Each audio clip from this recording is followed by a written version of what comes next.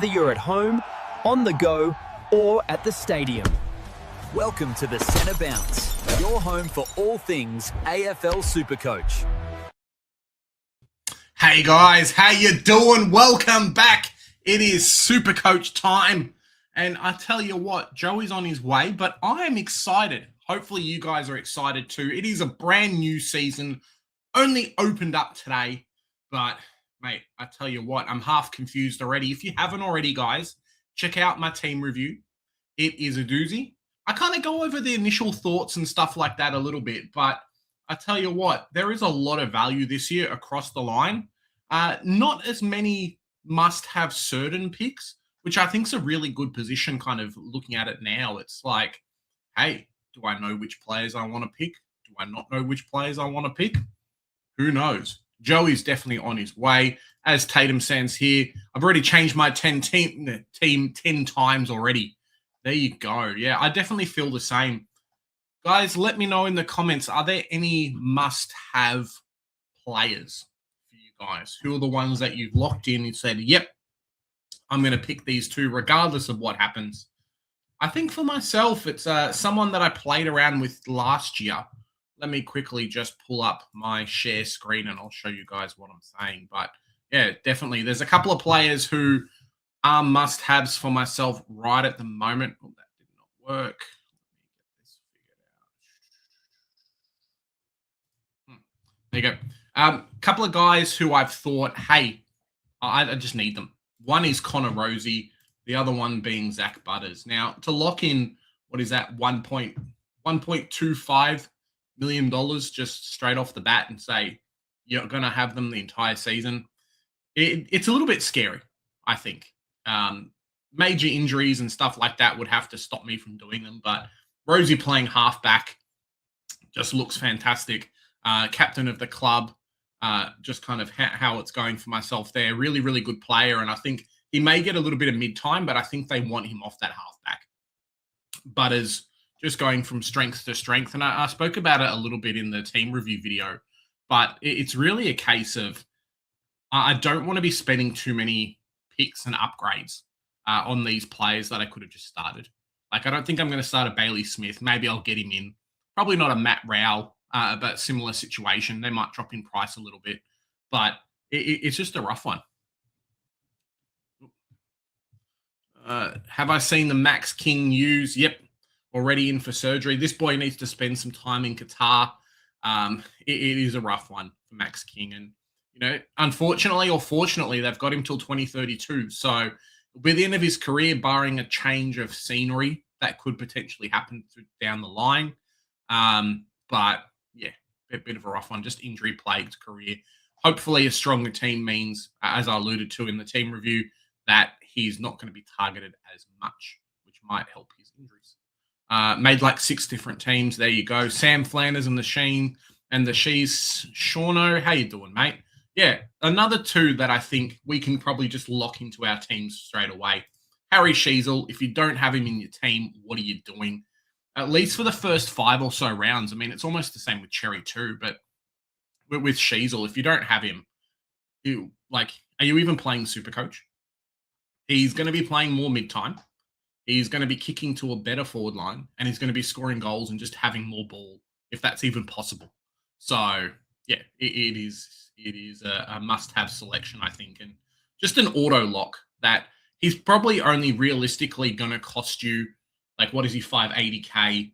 Going to cost you, like, 50 or so K to upgrade into, but just missing out on those big scores because he's already 580K, so what is he valued at close to 110? If he's going to jump 50K more, which is another 5 to 7 points worth of scoring, like, you're missing out on 115s every week until you get him in. So it really sucks. It does suck. Yeah, let's chuck Sam Flanders in there. Look, I've already spent $2 million on 4 players. So one thing from this year is it's very, very, very expensive. I found, especially with the expensive rookies as well. Nick Newman is my pod value pick. He'll make 150K. Well, will he though? That's the big question, isn't it? Because Nick Newman is 439. So for him this is the question you've got to make for yourself, right? If Nick Newman's there, he's 439K. Well, to make 150K, what is he got to be close to 600? So you're saying Nick Newman is going to average like 105 plus, close to a 110? I don't know. It's interesting. Something to look at. I'll need to wait and see what Carlton's backline makeup is before I make any decisions. And I would hate for him to get injured. And it just screams Roberts, Short, Perryman from last year, which I'm really desperate to not have happen this year. Sheezel, Rosie, Decam, English. There you go. Captain Flash. Something a little bit different for yourself there as well. It's Decam. I know we spoke about this on comments on my video, but yeah, Decam, English, Grundy and a few of these others could be the sneaky picks. I mean, a lot of us have started just to lock in Cherry and Gawn, but Gawn is very expensive, as you've alluded to. So if you've got him in your team, could end up working out okay. Just wanted to pop in, say hello, watching my BBL Supercoach team cook. There you go, Cheese. Hope you liked the little bit of a shout out in our outro video too. So changing it up a little bit for this year. Fan cams, Shannon, for you, potentially we'll get the fan cams working. Maybe we just need to do like 2 minutes per person on fan cams or chuck it in there, but definitely we can make it happen. It's not a big problem to do it, and just something a little bit different. Joins up the community and kind of gets you guys involved as well, which is fantastic and what we want to do. Matt Rowell really scores well at the start of every season. Part of the reason why I'm picking him. Yep. And I alluded to it before, right? But if you just check out their fixture's pretty hectic, mate. There you go. Max King, unfortunately. Their fixture is pretty freaking hectic. Like the Geelong game, I think they'll smash him through the middle. Matt Rowell will do fantastic here. Round 3 bye, okay. But he'll do okay versus Melbourne. We'll see versus Sydney if he cops the tag. I don't know what's going to happen. And then like Essendon again. Like Matt Rowell could be the Matt Rowell of post bye round last year, where if you didn't pick him up at 440K, you really struggled. Like really, really, really bad. And that could be the same thing. He could definitely be that starting pick that a lot of people want, or a lot of people should have got. So if we look at it, we go something like, all right, Zach Butter's locked in. Do I lock in Matt Rowell? Do I go someone like Nicky Dacos? And then who's my fourth? That's the question. Where does Petrarca as well? I alluded to this in my team review video, but where does Petrarca fit in? And how much does he affect Matt Rowell? Now, I don't think they're going to take away as much from Matt Rowell per se, but definitely the others. I mean, Brownlow medalist and whatnot, you'd think he's going to keep his spot. But yeah, Flash is like, bro, maybe I'll just go Anderson too. Yeah. If we have a bit of a look at it, we do it this way and we just go all teams. So clear. We go to round 3, which I think is their bye. So Bulldogs, Suns, Hawks, and Sydney. So realistically, Sydney, you probably don't have any players. Maybe you've got Errol Goulden. Hawks, I definitely don't have any players at all. Doggies, you could go Bont or no Bont. It could be a Treloar or someone in the forward line, but you'd hope that you've got a playing player. There's not been any change so far that it's best 18 either. So some people speculated maybe it's going to go up. Still best 18 during the buys. So realistically, you could totally run, if you wanted to, Rowell and Anderson and just have both. If you're expecting that Gold Coast are going to smash it, because they are, their first early games are really atrocious, you could 100% jump up the rankings really, really, really quick with those two players. See what happens. Thoughts of Cozzy in the forward line. The midfield's now basically his. Yeah. One to definitely watch over the preseason. I think he's fairly expensive. And the problem with the forward line is, like, what are you expecting Cozzy to go up in price? Like, that's the thing. He might punish you a little bit by owning him, but if we're expecting like a 95, I'm more than happy to have like a Flanders, happy to have a Kerno or a Sammy Draper or someone else go cheap in the forward line with a lot of value picks and then upgrade into Cozzy. I don't think he's going to punish me too much, but definitely as a starting pod, it could work out for you. I'm just waiting to see new coach, waiting to see kind of what the distributor line and things like that is. Newman, halfback with Ollie Flont. Cool. There you go. Excited for this coming season. Poet.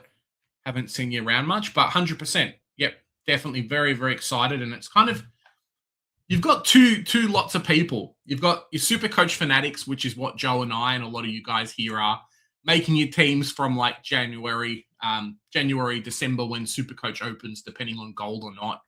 And then you have your people that make their team 3 hours before it opens, like before the first round starts. Just kind of two trains of thought, but it's a lot of fun. We've got 3 or 4 months of just fun before the season starts and stuff gets serious. Any lines learning up more than others, like in previous years? I would have to say, so back in the day, I've been playing Supercoach since like 2017, I think. And you always have your 200 to 300K defenders that will make some money. I mean, if we look at it this year, let's just quickly jump over to the defenders. If you look at it this year, you're going to have, not Luke McDonald, you're going to have like your Giath. There's going to be a few of that type of player. There you go. There definitely is a few in there at the moment. Your forward line probably is I was just going to touch on, I think it is probably the most even year that I've really seen in Supercoach.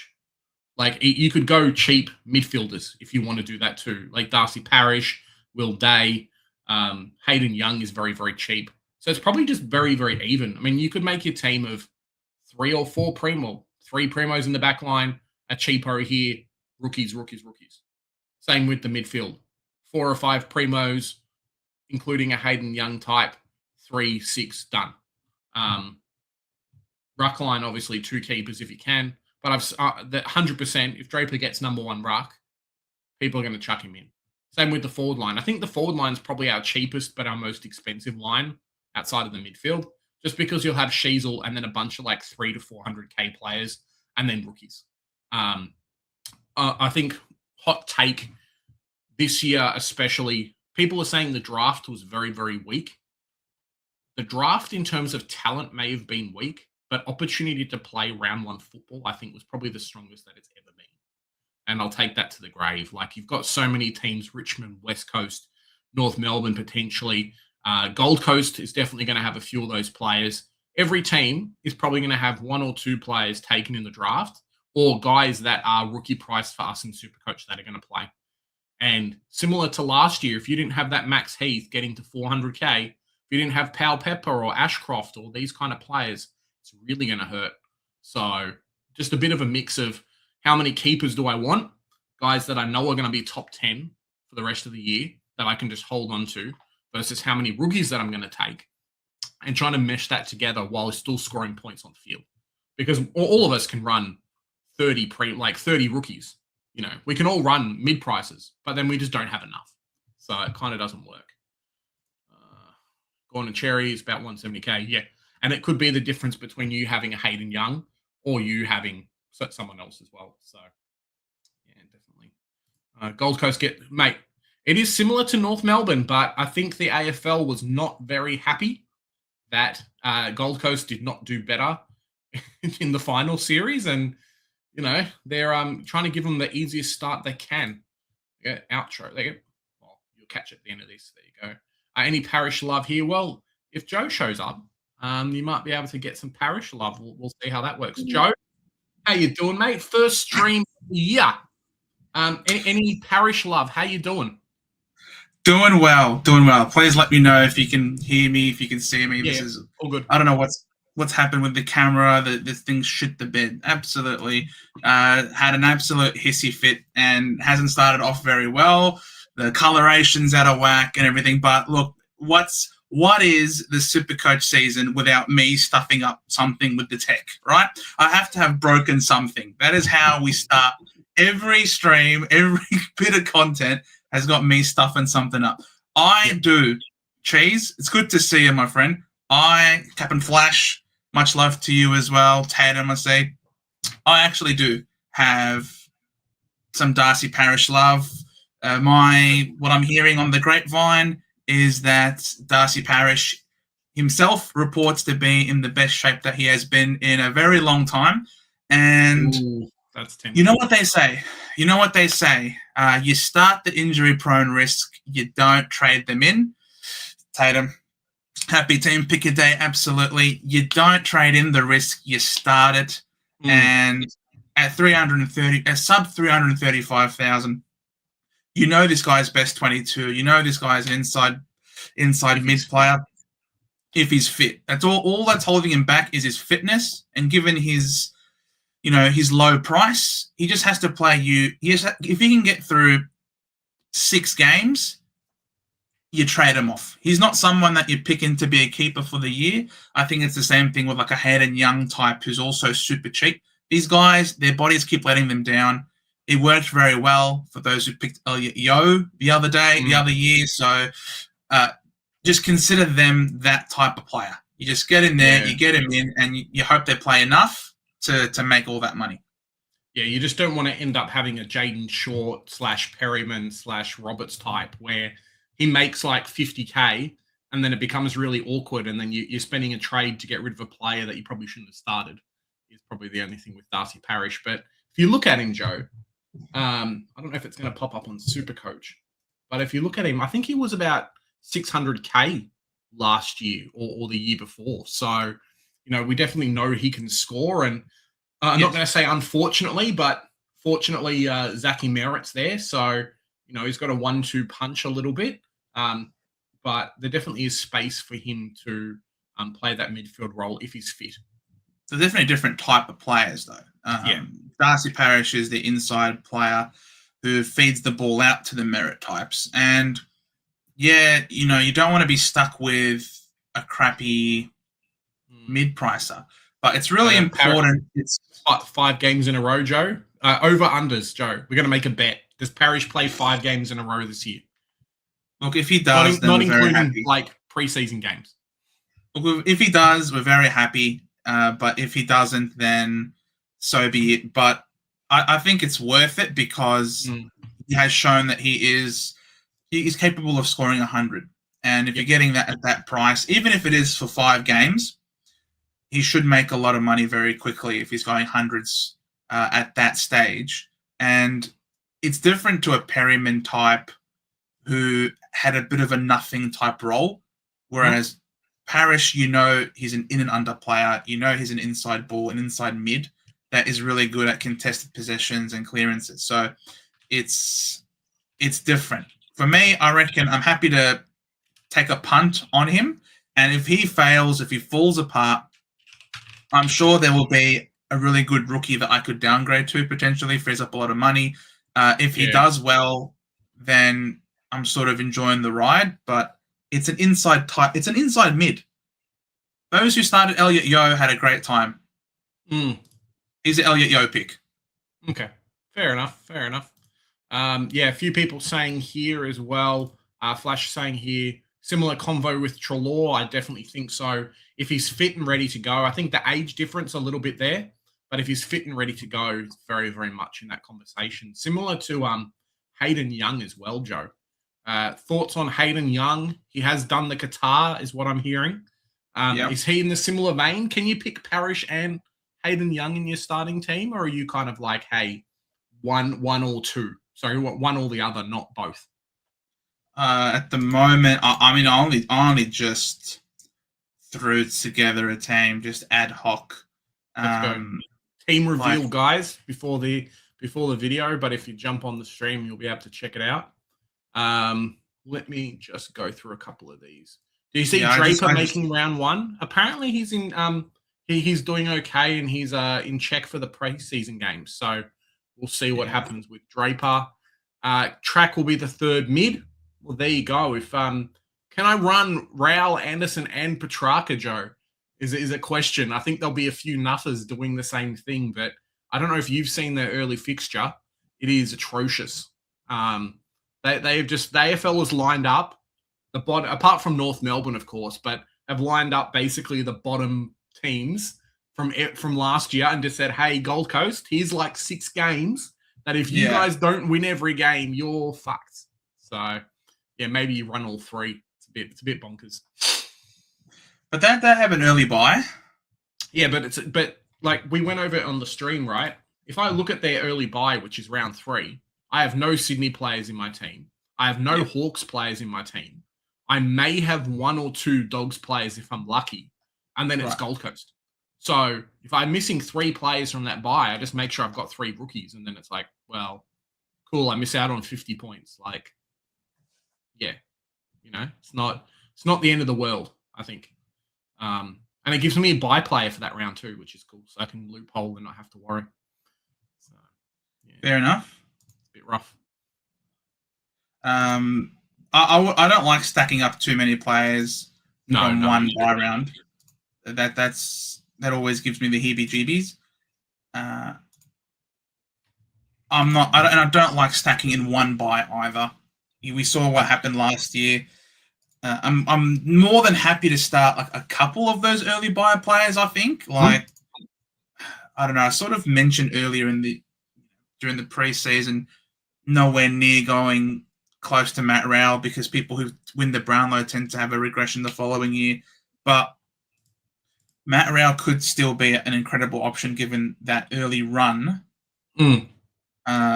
So maybe willing to roll the dice with him.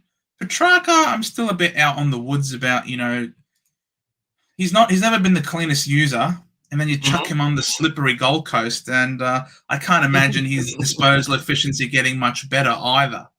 Plus, there's only so many points to go around every game, so I'm not entirely sure how he's going to go at 520k.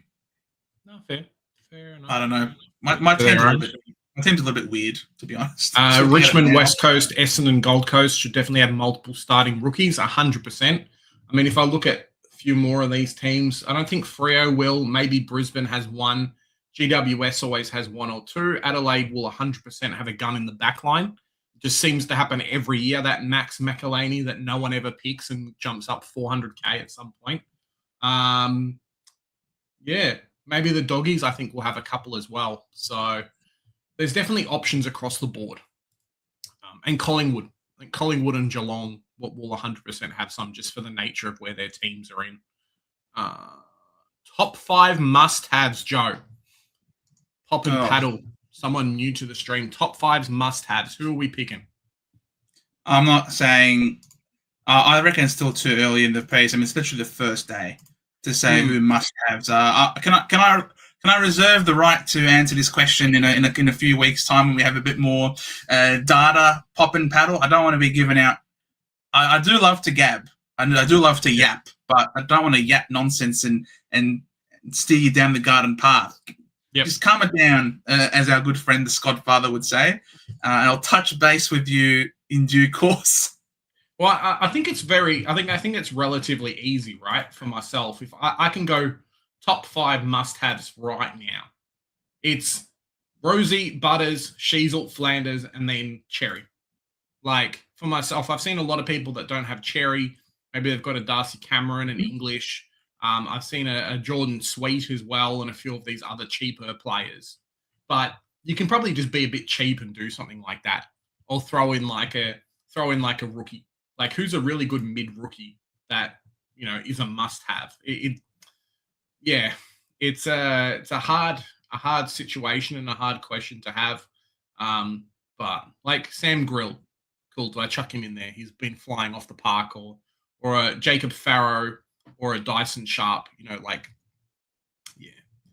I think your team definitely comes down to, unless you're doing something really weird, everybody's probably going to have like 15 or 16 of the same players out of the 30, and then it comes down to like what rookies you can fit in, and things like that. Do you have a couple of sneaky pods?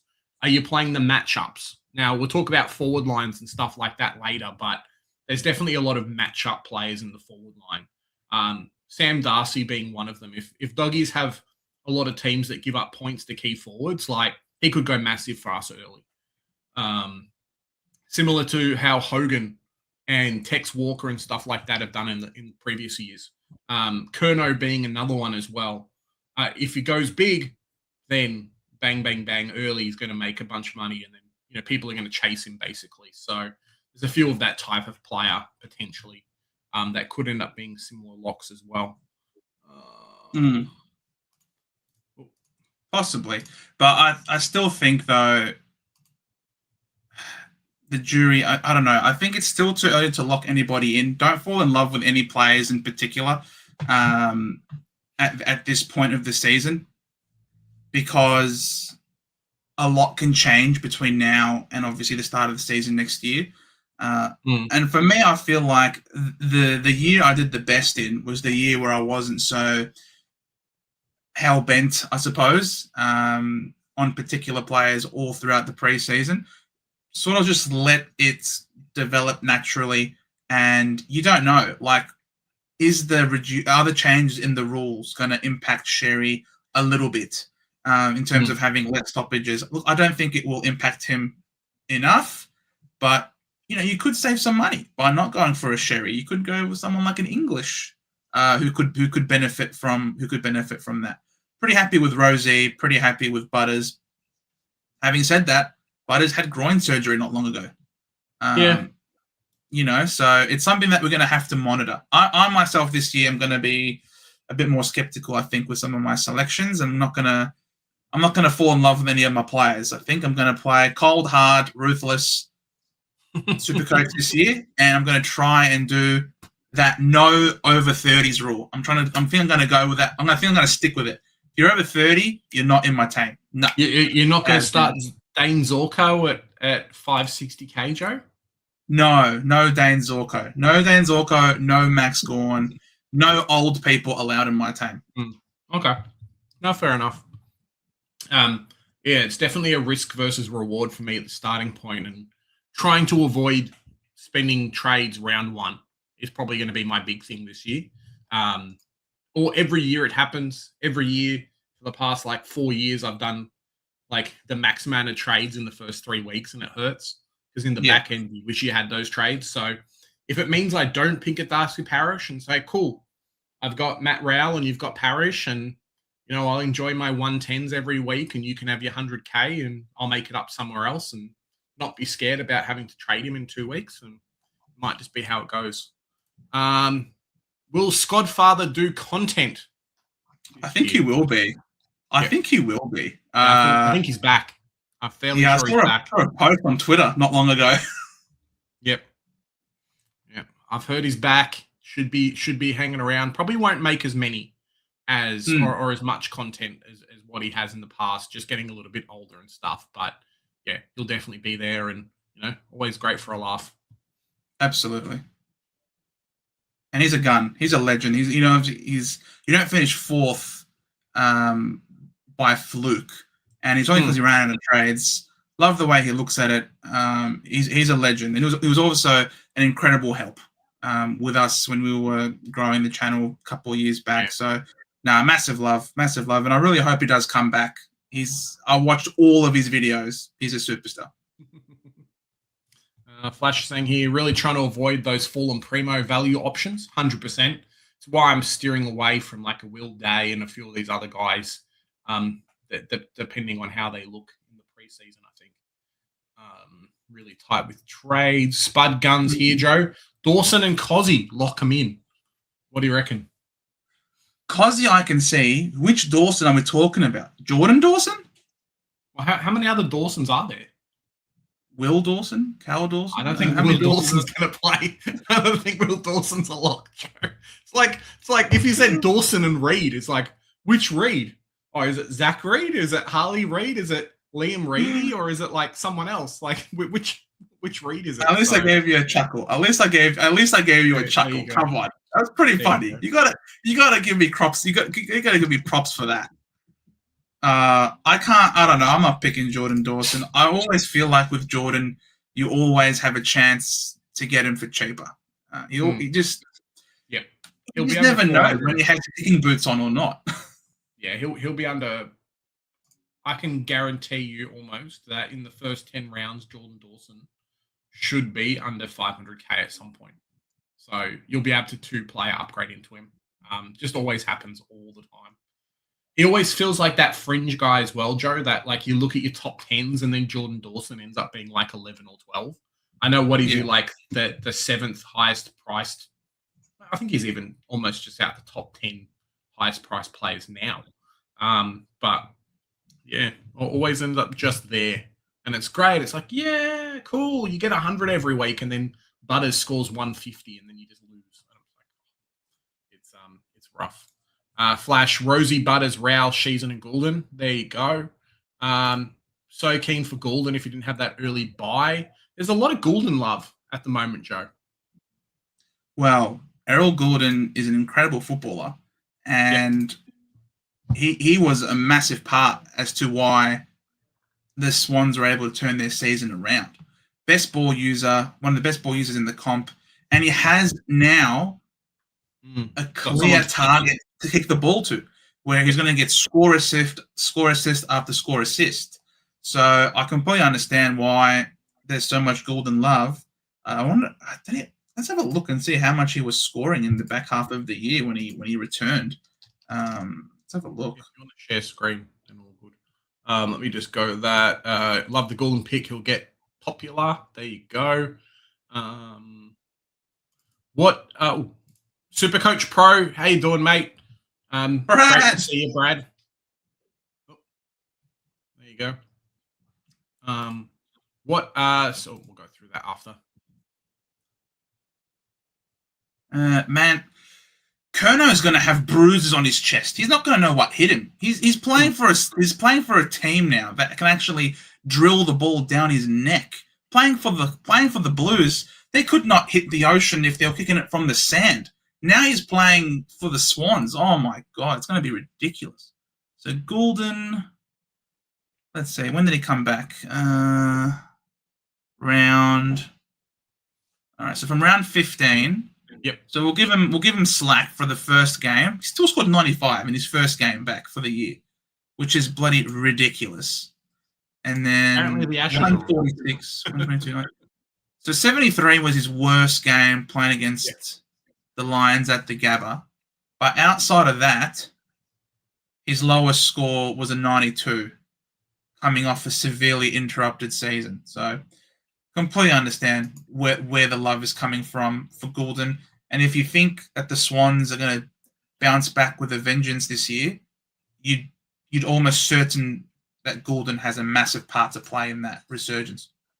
Yeah, I mean, it could be another year where Heaney ends up sneaking into like the top 10 midfielders, like it always happens. That one person that starts Heaney that ends up scoring a 134 and then a 180 and then a 123, and it's like, oh, bloody 50-year-old Heaney's still going, Joe. So, yeah, it's an interesting time at 100%. I guess kind of my question with a Goulden is, if you're expecting him to score 105s, I don't know if I can take him as a starting pick. I think if I'm going to have a midfielder, I want them to be a top 10, regardless of price, unless they're like really cheap.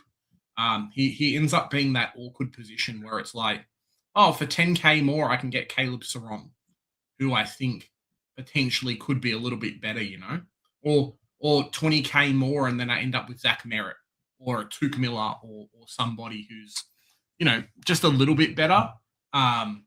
So it's definitely a watch and see for myself and Goulden. Yeah, I'm happy to assess exactly as the preseason goes on. What's his price anyway, Errol? 560. Oh, okay. So he's not that cheap. No, that's kind of where I was like, Yeah. What's St Kilda going to do with Marshall and DeConning, Joe? Gone mad, he's asking. What's St Kilda going to do? They're going to kill both of them. That's what they're going to do. Stay clear. Yep. Yeah. I alluded to this a little bit. In the in my team review today. But if Marshall had left to Geelong, both may have become viable Supercoach picks. Yes. Now that they haven't left, Jack Steele has gone. I assume due to monetary problems. And yeah, they both just in a spot of bother, I think.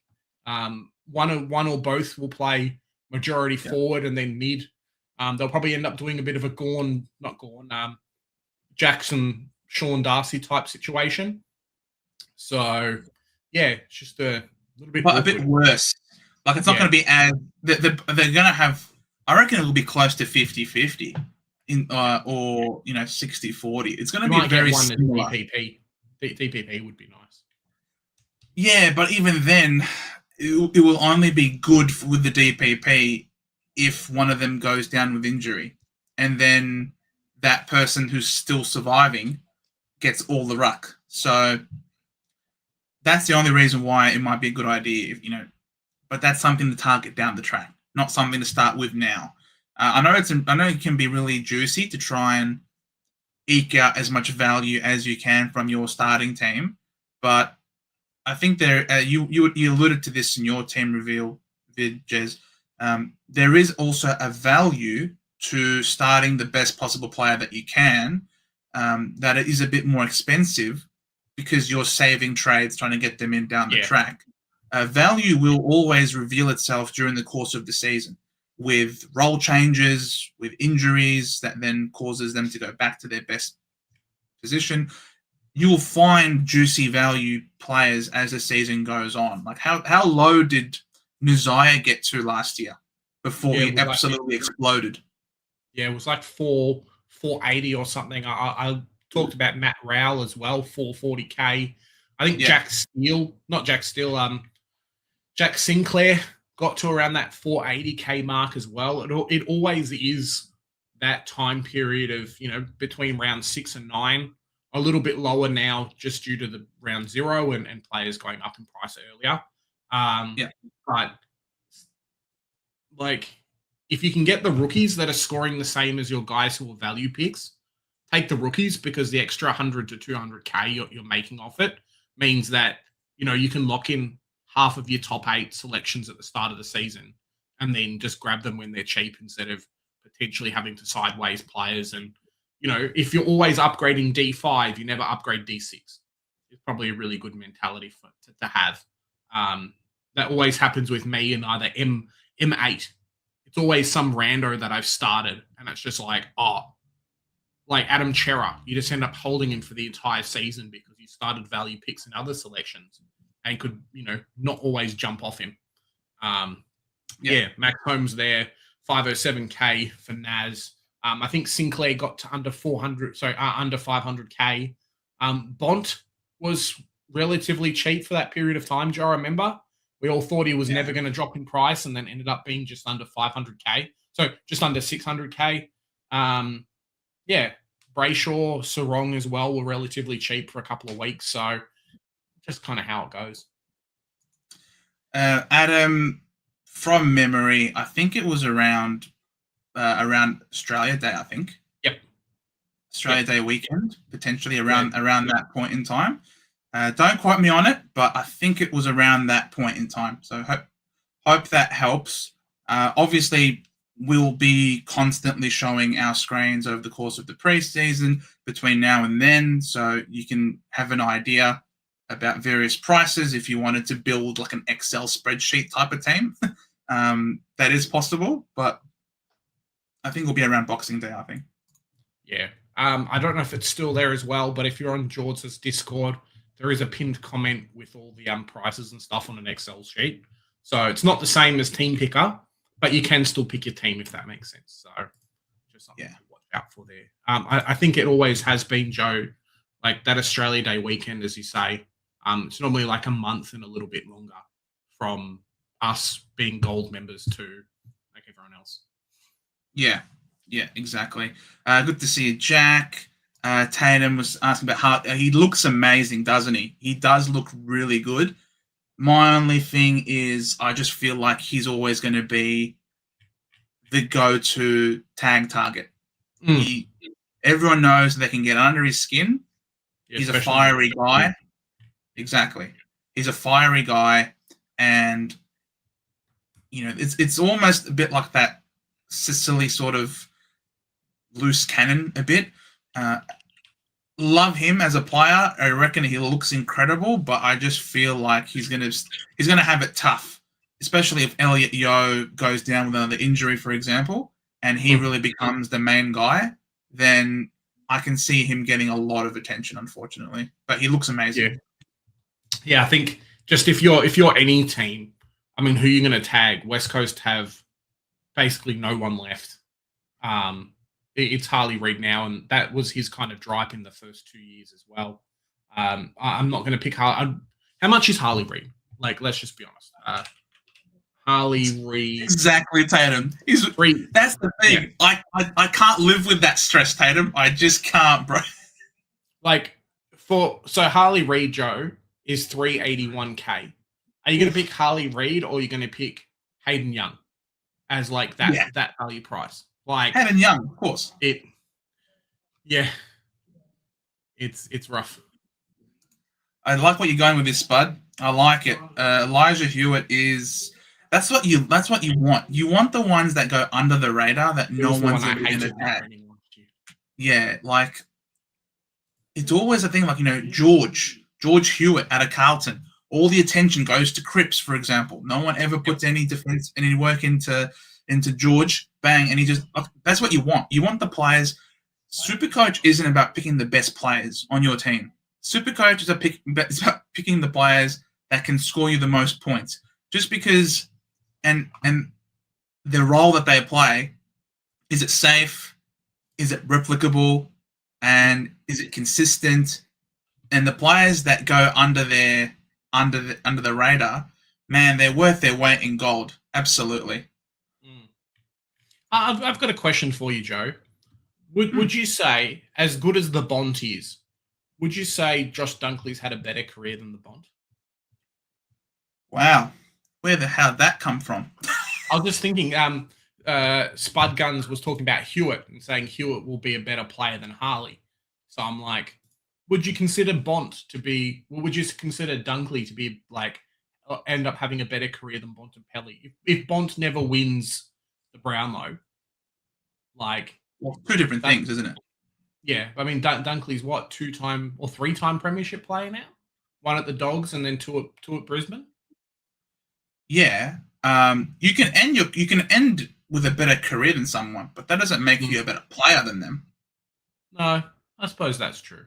Well, I'm not going to say, I am not saying Oleg Markov is a better player than Gary Ablett Sr. No, that's fair.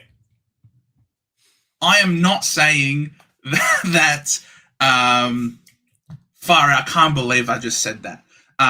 You know what I mean? Like it's just, like playing for a premiership team does not make you a better player than someone else. It's unfortunate that the Bont's been robbed of several Brownlow medals to this point, and it will be a shame if he ends his career without one. But I would still say that in terms of a better player, I'd say yes. I'd agree with Hexerism. I would say that Bont is the better player out of the two. But it's no question that Dunkley is going to be the more achieved player by the end of his career. Absolutely. But that's not an indictment on Bont in any way, shape, or form, in my opinion.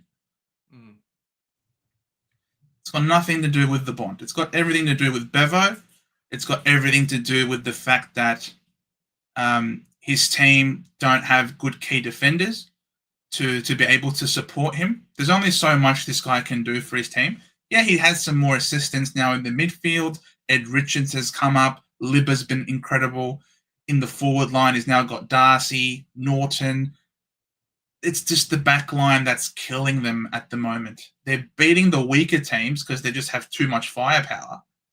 But when they play against the top teams, they just don't have the defensive structure and ability to hold them off. So it's got nothing to do with the Bont. Bont is still the best player in the comp, even now, in my opinion. Nothing. People here are saying Bont should be a 2-time premiership player. Yeah, it should be a 2-time Brownlow at least. Yeah, 100%. Agreed. Adam, absolutely. Adam, if you can shoot me a message on Discord or our Facebook message, like the channel, we'll figure that out. Bro, mate, Ty Gallup is a very good player, right? he's played 5 games and he's won a premiership. So if you times that by as many games as what Charlie Curnow's played, then maybe he'll have like 8 premierships. So he probably could. He's playing at Brisbane. Like Exactly. imagine Ty Gallop, 8 premierships, man. And Logan Morris is a 2-time premiership player. Like, is he better than Charlie Curnow? Gone a little bit off track, but He's not. They're not better than Charlie Curnow. Like, Charlie Curnow is an incredible footballer. Like, just because you play for a team that is amazing doesn't make you better than someone who's playing for a team that isn't amazing. Like, it doesn't work that way. And Gary Ablett Sr., whose nickname was God, will never feature on anyone's ranking list as a result of that. It's just, it doesn't work. It's just not right. All right, I'll sort of show my team. It's been sort of just sitting here. I've legit just threw this crappy thing together. Do not take this seriously. To be real, this is just something I threw together in the span of like 7 minutes. Okay. I've gone with Whitfield and Rosie as my 2 premiums in the back line. I'm sort of hoping on a Bergman rise. I wanted to have another one, like potentially someone like Kitty Coleman. So first player, Joe. First player you've selected, and that over 30s has gone out the window. How old is Whitfield? I thought Whitfield was 30 years 31? old. 31? Oh, all right. He has to go then. And Whitfield has to go. I thought he was 30. All right. No. He's old. Oh, he's old now? All right. He's old. All right. Whitfield's gone. See you later, Whitfield. Can you get Sinclair? How old Ash? Sinclair or Naz? Could go with a Naz, but I think I want to have enough money for Kitty Coleman. So this actually might be the reason. It might actually work out well. I want Kitty Coleman. If he's fit and playing, this guy is tremendous value at his price. Can't afford a Lockie Ash. That's pretty good. Jordan Clark was a little bit infuriating. He's very hit and miss, up and down. Could actually mean that I could get another guy that I'm keen to see him rise up with a Kobe McKercher. Yep. If he's playing off half back, then that's pretty good. I'm pretty happy with that. If he's playing off half back, gives me more money to play with now in the forward line. I could even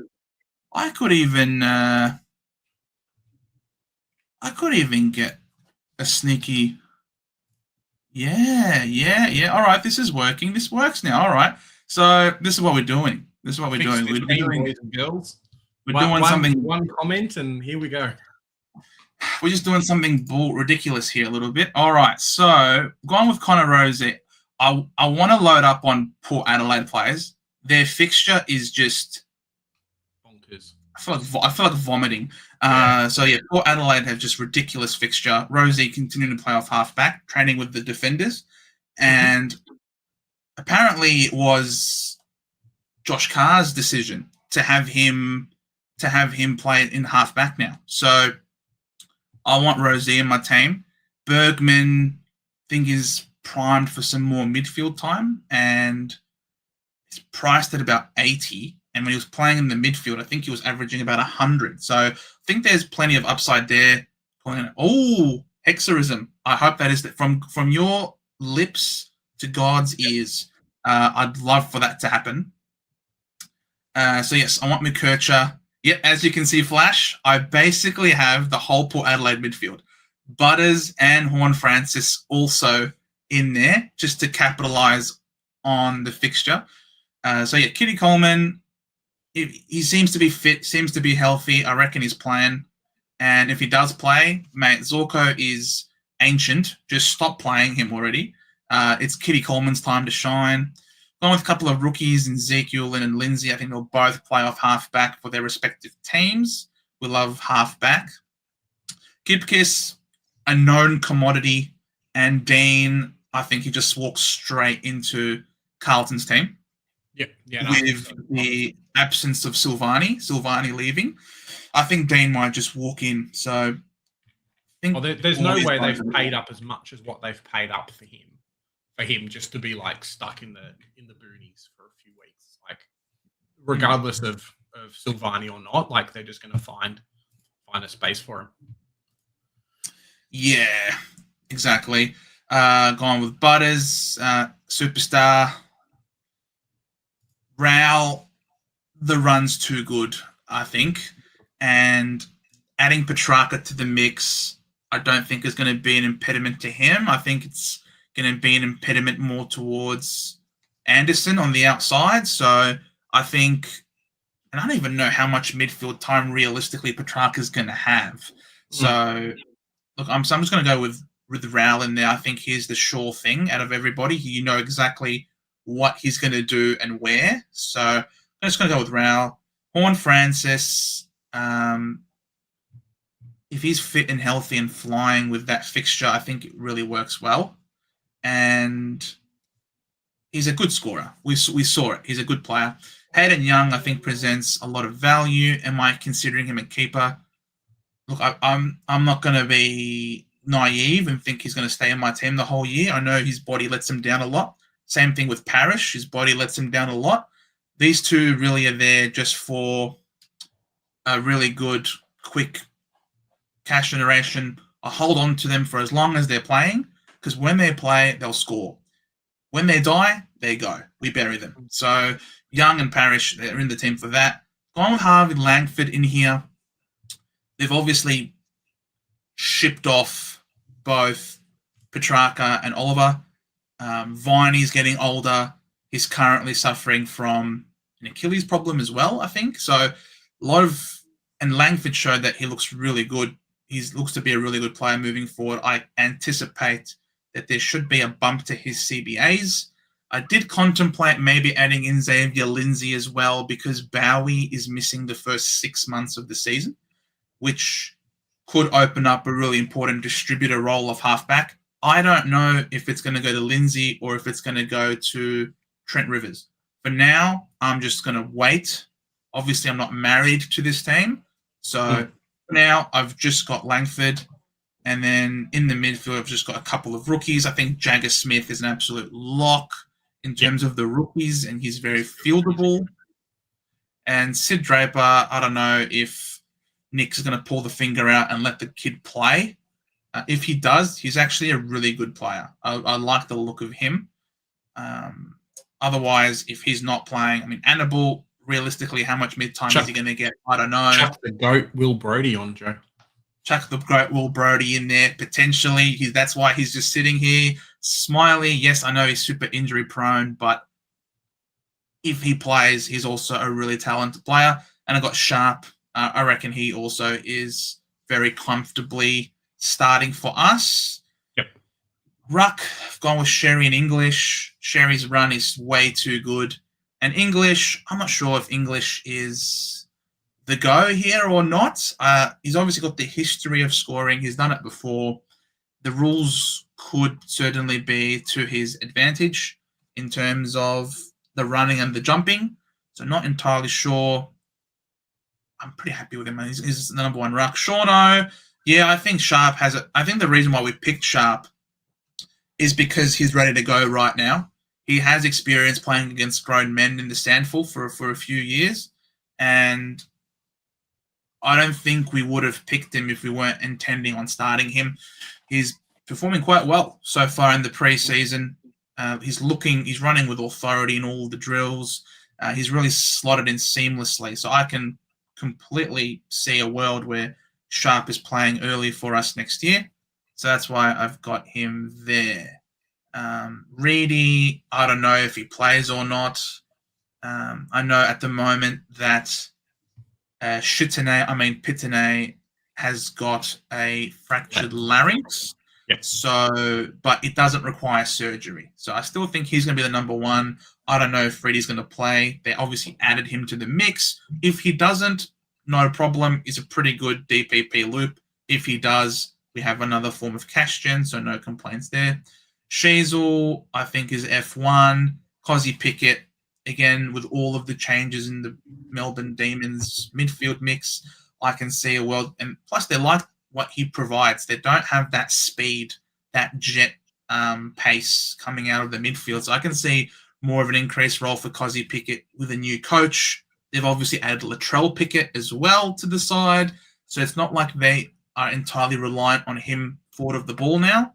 They also have Latrell for him to kick the ball to. They might have a good connection there, being part of the same family. Flanders, he just walks into that St Kilda midfield.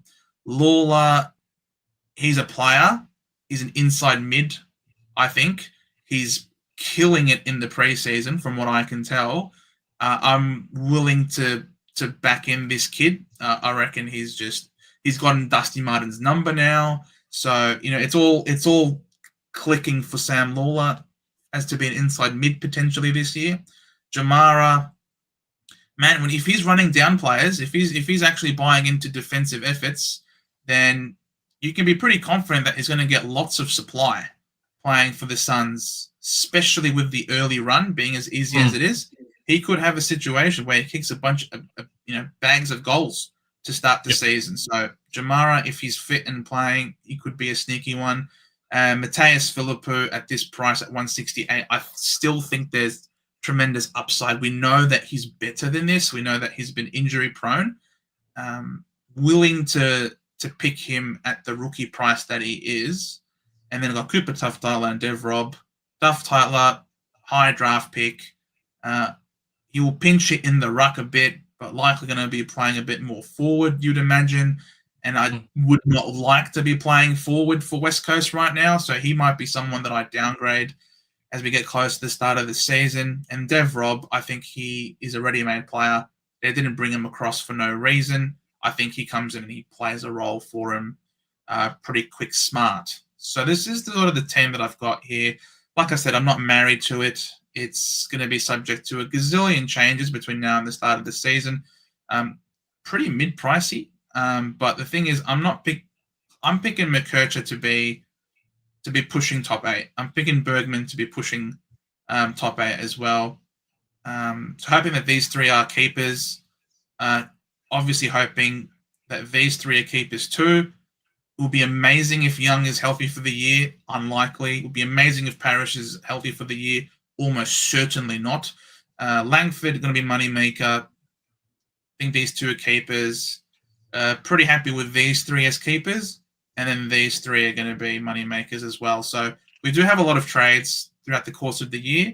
So I'm not entirely trying to have a lot of keepers just to end the season with. I just want to start off with a bunch of money makers, and yeah, that's sort of what the team looks like. Nice. Certainly open to any and all suggestions as the season goes on, but we'll obviously be keeping track of the training news.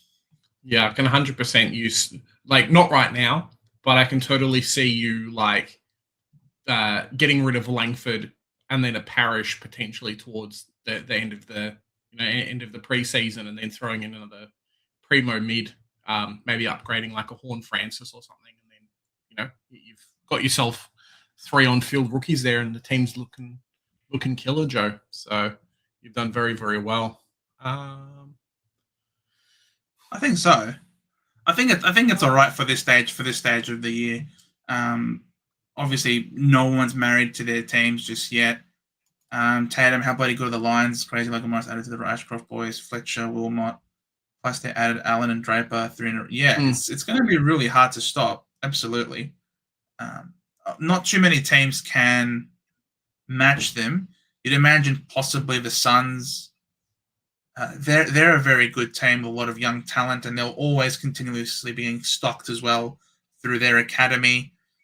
Yes, it's basically the entire Port midfield there. I've gone Rosie, Bergman, Butters, Horn Francis, Brody. So I'm really stocked up here on Port Adelaide. I think they're going to surprise a lot of people. They're going to surprise people this year. Not fair.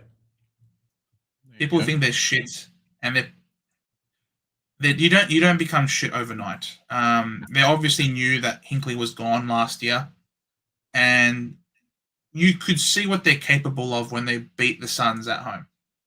So they're certainly better than they showed. They do have a lot of talent. They do have Rosie. They do have Horn Francis. They do have Butters. Horn Francis was injured, obviously, as well, to end the season, and he's an important cog in that midfield mix. So I reckon Port, with their fixture as well, probably could push the top 8. And if they're doing that, then it means then that these type of players, the inside mids, are getting bulk scores. Obviously, as time goes on, plenty of time for Horn Francis to miss an ice bath and therefore get injured. Plenty of time for that to happen. Plenty of time for any of these guys to go down. Just looking at their forward line as well, forward line selections for us in Supercoach, they've always been a team where like your Butters and Rosie and stuff can kick goals, but their most expensive player is Georgiades, and then it goes down to like Pal Pepper. So there's some real value there in terms of players and who you're picking. I mean, Luco's only 240K. Does he play forward line? Todd Marshall, does he finally get up and about? 147K could be an okay option. Even guys like Jack Whitlock, who his brother plays for North Melbourne, potentially being that kind of cheaper player that you can kind of go bang and enjoy. Just something to kind of keep an eye on and watch out for. I'm thinking potentially also someone that might be worth a shout out off half back is someone who's moved across from the Hawks to Melbourne. GF could also see an uptick in usage of halfback for Melbourne. Bowie being out. With Bowie being out as well, correct. So one that I'm going to be obviously monitoring over the course of the preseason. So, yeah, I mean, this is obviously the very, very early look at what our teams are. I might record this as a video and upload it later. I don't know if people will want to see it. Yo, Uncle Aka! How's it going? What's up, Uncle Aka? How you doing? Good to see you, mate. Happy early team picker day, my friend. Let us know. What do you reckon? What do you think of my team, mate? What do you think of my team? It's going to win Supercoach, isn't it? Give me the 50K right now. Done. Locked in. All right. So there was some news in the AFL that happened this. Andy McGrath is the captain of the Bombers, and can we put a line through Max King ever playing football again? Look, he needs to do a Qatar trip. I mean, he's got enough time to go and do it. He needs that stem cell injection. I mean, it's fairly easy to understand that that's probably what they're all doing there in South Australia. There in South America definitely seem to be the places to get it done because it's a little bit shady. But yeah, I think he just needs to. The guy's had too many injuries, just not playing as much games as what he should play. He'll never be rookie priced for us in Supercoach, Joe, but I can totally see a world where he does get very, very cheap. I mean, he's already very cheap now, and I think he's the key for St Kilda to get better. It really sucks and doesn't suck for the fact that he's contracted till 2032. It gives him enough time. Maybe next year is the year where he finally gets up, but it is a rough time for him, and they want to be doing well, and it's already February, and he keeps going. Yeah. He signs a 6-year deal and then doesn't play since that deal. Yeah. What a dream job. Isn't that a dream job? Not bad. It's pretty good. Just sign me up, lads. Sign me up. Keep me here. I won't play anywhere else. Doesn't mean I won't play for you, though. Doesn't mean I'll play for you because I'm always injured. So this is the dream job, isn't it? Just getting paid AFL players' rates and not playing AFL. So that's it. I don't know. It's like Jamara, right? Jamara's on big money at the Dogs. Doesn't really enjoy where he is. Stuffs around for a year and then ends up at Gold Coast. Could totally see a time if Max King, I don't know the nature of his contract, right? But if his contract is heavily front-loaded, I could totally see a point in time where not saying a North Melbourne, but another club comes in and says, hey, you've got 3 or 4 years left. Here's $1.2 million for those years. And he's like, well, I'm only getting paid $200K at St Kilda. Like, make the deal happen and I'll make you a bit more money. So it could end up happening for him. Yeah. Oh, that's right. Sam Grill is also another one that could potentially be playing. They needed speed. They needed speed. I've heard he's looking really good. There's one from Hawthorn really as well. There's a midfielder from Hawthorn, I heard. One of the kids. I thought it was Grill, but maybe it's not Grill. Can I even afford Grill? If I was to get rid of it. I'm mistaken. I think Ollie Greaves is looking really good too. Yeah, they've picked him up in the SSP and seems to be doing really well. So if you just want like a free, some free money, there you go. Got my yearly YouTube review. There you go, Uncle Akka. Watched 170 Centre Bounce videos, top 2%. Mate, there you go. Congratulations, bro. Congratulations. You know what? I don't want to say it, but this preseason is going to be magic. So not saying we'll get to that 170 mark, but we'll see how we go. So, yeah. Why not in the top 1%, huh? Akka? Why not in the top 1%, That's probably me because I upload the video. So. I'm very disappointed, mate. Very disappointed. Why are you in the top 1%? That's all right. That's pretty good. Spud Guns Joe. Thoughts on Warple and Bruin? Or Tanner Bruin, yeah. Too many cooks in that kitchen. Look, maybe I'll jump in. I think both will do okay. Geelong definitely, I don't know what their early fixture's like, but Stephen Wells, I think it's still Stephen Wells, yeah? Geelong list manager? Yeah. Yeah. They don't bring in bad players. So if you're recruited to Geelong, especially from another club, you're typically going to do really well. I always run off like Supercoach scores and stuff like that. And I think kind of Cam Guthrie and all those players dropping off really hard will mean that like Warple will probably get bulk mid-minutes. He's just a really weird price. I think he's around that 400K mark, Warple. And like, are you going to pick Warple or are you going to pick Hayden Young? And Hayden Young potentially could be like a keeper, potentially. I don't think Warple will. So are you picking someone that you're probably going to have to trade out early? Yeah, it's a bit rough. Yeah, getting that Peatling feeling. Yeah, 100%. Peatling, Perryman, Short, Roberts, bro. Never again. The never agains. Yeah, he is certainly gives me massive Peatling vibes. It's insane. The Peatling alert is going crazy with him. Not entirely. I don't know. He's okay. He's okay, but will he actually star for Geelong? I don't know. He'll play. So. I mean, he'll play. He might just be like Jack Bowes. I mean, let's look at a Jack Bowes in terms of performance and scoring. He's probably going to be a similar type of player. Warple was rated quite highly and, was a top 5 pick, I think, as well. And just kind of Newcomb came in and then nuked him. The game went past him a little bit as well, Joe, from memory. Warple being that one-dimensional player, so he can't just be that at Geelong. They'll force him to be able to play forward or to be able to play wing or do whatever. So, yeah. I thought that said Ridley. I'm just like, Ridley? Chuck him in there too. What about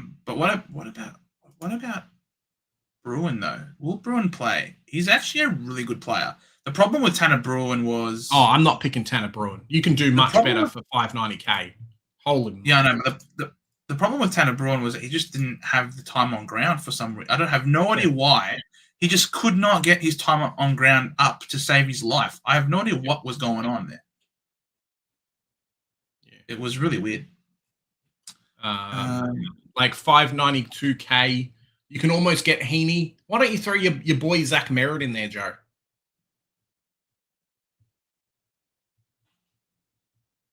Or not? Caleb Sarong's probably the one. No, I wouldn't touch Walsh. I don't think Walsh will be there. But he looks good. He looks good, Sammy Walsh. He's training the house down, mate. Okay. When Walsh is up and about, he is a joy to watch. Sam Walsh. What's happening with your ruck line, Joe?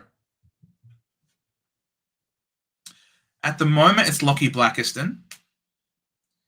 And then when Nick Bryan comes back from his ACL, maybe round 7 or 8, then he comes in and takes over, I think, as the number 1 ruck.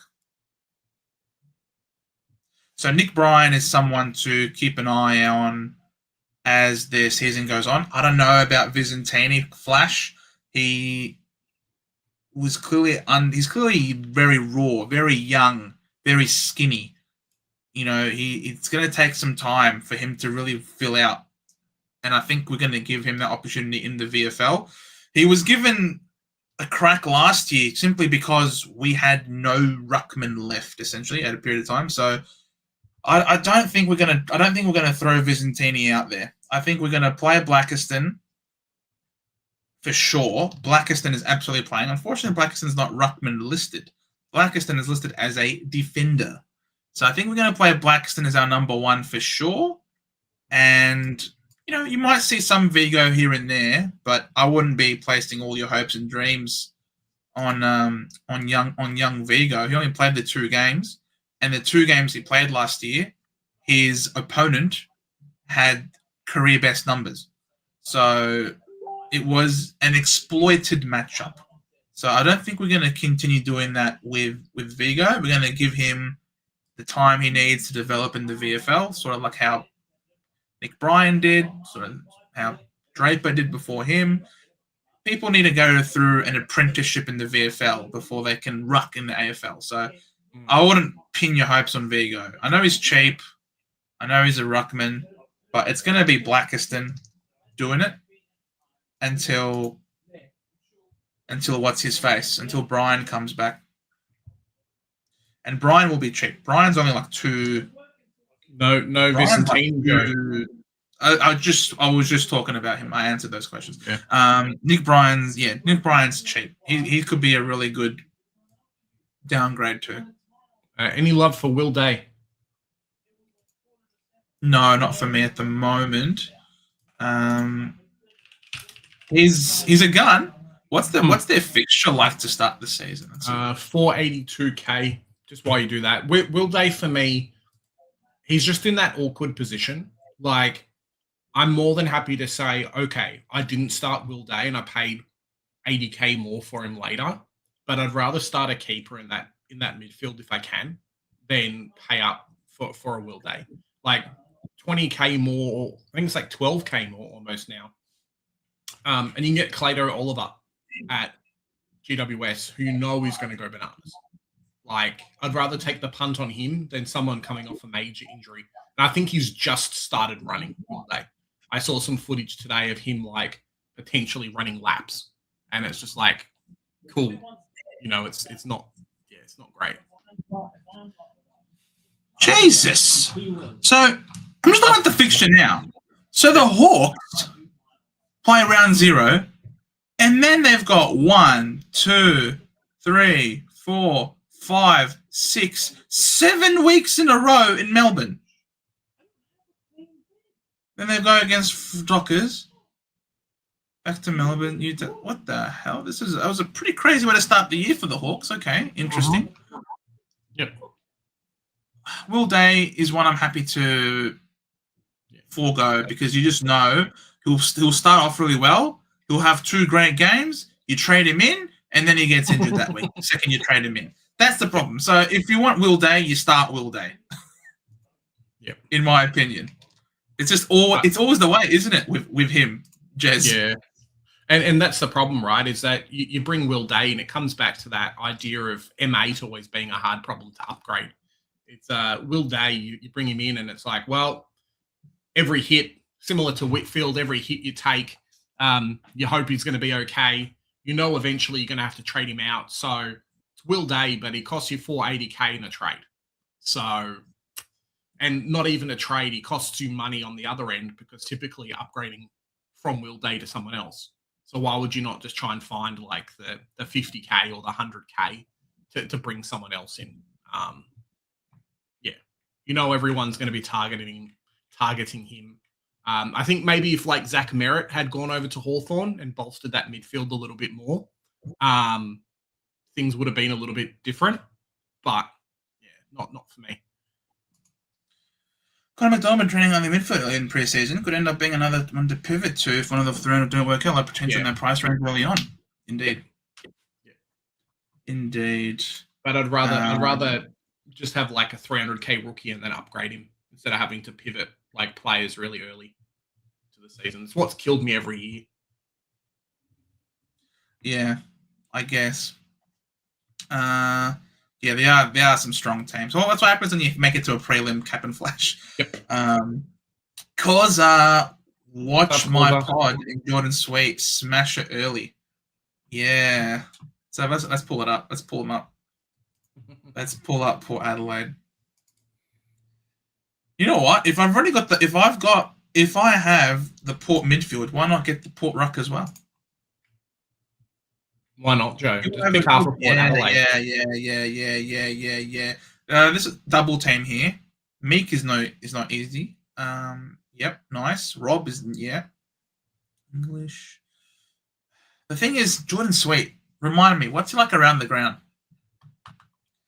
I think he's getting better, but I don't think he's like a Max Gorn.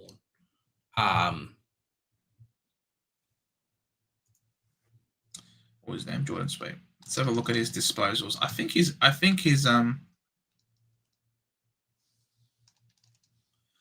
Jordan Sweet is your traditional ruck more than your mobile modern ruck. So I don't know if the reduced.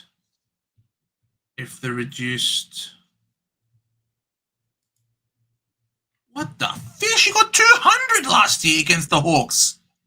Yeah, that's what Causa was telling me. He's done okay against the teams that he's playing. Why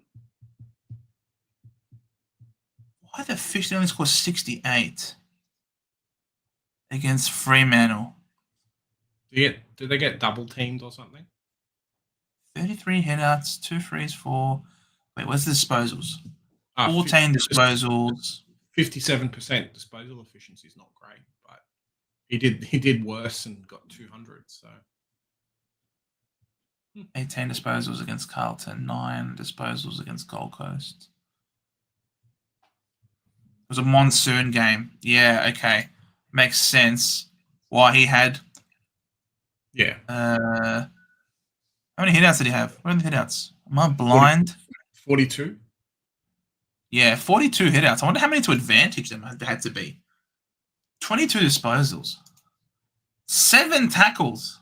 That's a lot. Oh, that's very nice.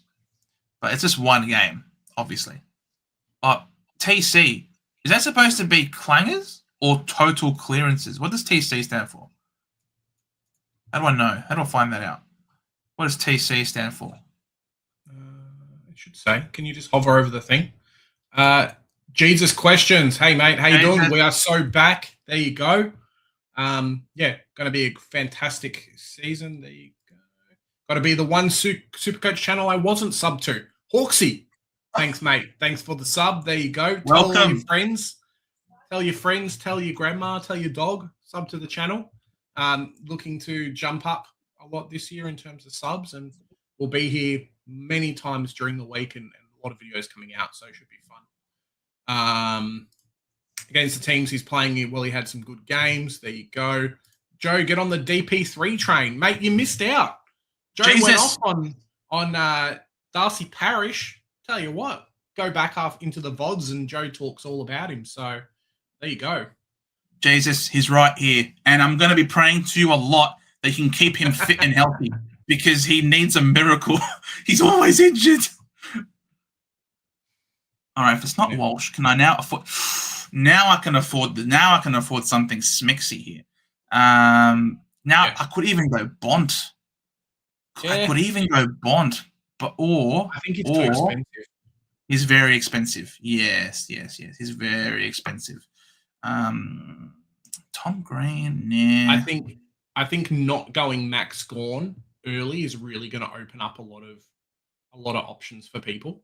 Langford, I think, would be the one, Joe. If you can get Dawson and then drop Langford and put Oliver in, I think your team's looking much better. Nah, I reckon Langford's Yeah, but a it's bolter Oliver, this year. and Oliver's cheap. Like Oliver's cheap and Oliver's he's young. shit. Oliver's washed, bro. Oliver's Nah. gone. Oliver's gone. Oliver's gone. Nah, Oliver ain't happening. Nah, I like Oliver. I think he'll be back to the 110s. Yeah, Will Harry Dean play? I think Harry Dean plays from round 1. Try and get to 3K by the bye rounds. Yep. Well, I want to get to 3K. I think we're talking about 3K subs, mate. I want to get to 3K subs before the preseason's done. So we're only 400-ish subs away. Our plan is to try and get to 4K subs this year if we can. I think that would be cool. Let me just check. Thoughts on Draper with the impossible ruck fixture? Mate, I don't think Draper's fit yet. So how about we figure out Draper being fit before we figure out Draper ruck fixture? And then Big Jesus. So George Wardlaw train.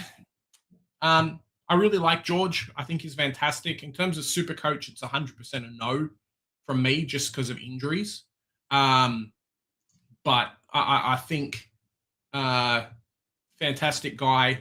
Had chats with him before. And, yeah, just a really good player.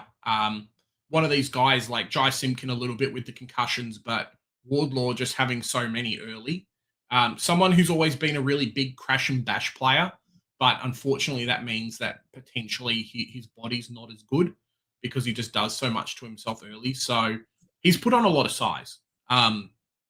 George Wardlaw. You look at some of the training photos of George Wardlaw, and he's getting bigger. So maybe that helps a little bit. But we'll see. But if he plays, then there you go. Doesn't tempt you? Well, I mean, like, are you picking Hayden Young?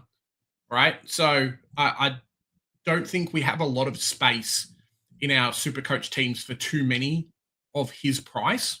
I'd rather start keepers and less guys like him just for the quality of good rookies that will be there. Like, guarantee you'll probably run 6 midfield rookies across your team and you'll miss 1 or 2 just for how many good ones they are.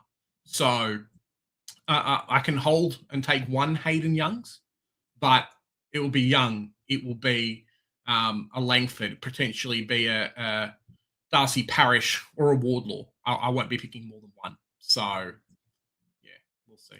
No rookie team this year. Okay, cool. Do it. And then you'll run out of trades and not have a full team by the end of the season. So, no rookies? What are you talking about, bro? Jai Sarong. Yep, Jai Sarong.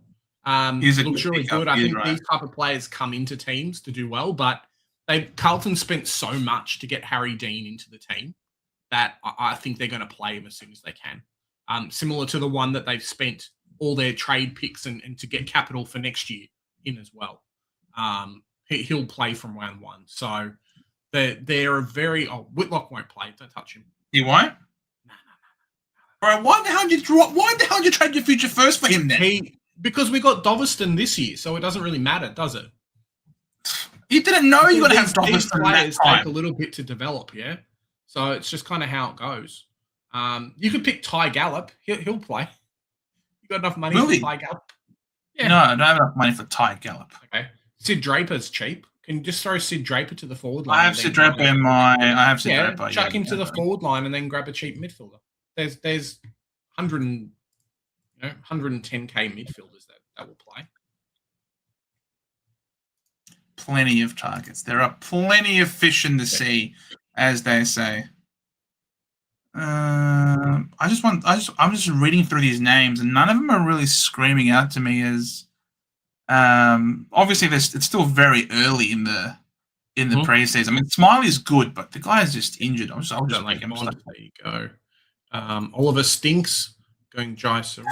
What's the hype around Oliver Big J? Look, he's someone that 2 years ago was averaging 120 in Supercoach. He's left the toxic Melbourne environment. He's left a team that is dying. I mean, they don't have a forward line. Their ruckman's like 34 years old. They're relying on Cozzy Pickett and Jack Steele to reinvent that midfield at Melbourne. I think he'll come back with a vengeance this year. So we'll see how he goes through the preseason, but he may be my player at that 500k mark that turns into a primo. And there's always one or two. By primo, I mean keeper for the whole year, but there's always one or two of them that do that. And Oliver 100% could be that player because he's been there before. I think they can 100% play. Well, like they can play both, yeah. Like Finn Callahan is a real shout this year, just for the amount of fantastic ball delivery he's getting, and no one's going to target him. The problem with last year was that like Green does okay, and then Callahan does okay, but very rarely they do okay together. The reason why they got Oliver in is because he's a good player and he was cheap, but it frees up Callahan to do so much. So 100%, he's he'll be okay. I don't think Langford will outscore him. I don't think so. I think they've got space for both. Really, no. I think there can be different players. Tom Green has stopped being that major contested player and put like some outside game and some running game in his repertoire, and that's why he started scoring big last year. So Oliver can do the same, and they'll be all right. Talking straight, but I'm not. He's never had a full season, and he's never scored well enough to be able to make you that significant cash. Plus, his early run is horrific. So I'd say no to that Hawksy. Todd Marshall training in the back line. There you go. Who's kicking their goals then? That's the problem, eh? Jack Whitlock. Oh, God. What do you think about Jamara? Mark, I've actually got him at the moment. Their early fixture is so easy. And if you look at... I know we always preach about having non-forward forwards, but a lot of times at the start of the season, it's the key forwards that tend to just pop off a little bit. And if Jamara's named playing for the Suns with their ridiculous easy fixture to start the season, he could have quite a few bags of goals to start the year. And with the addition of the flex position, you can afford, I think, to run someone with a high upside type of role, like a key forward. And in the event that he doesn't kick a bag, well, his score gets kicked out by the player in the flex. So happy to run that one key forward in there to sort of try and cash in. Plus, he's really cheap.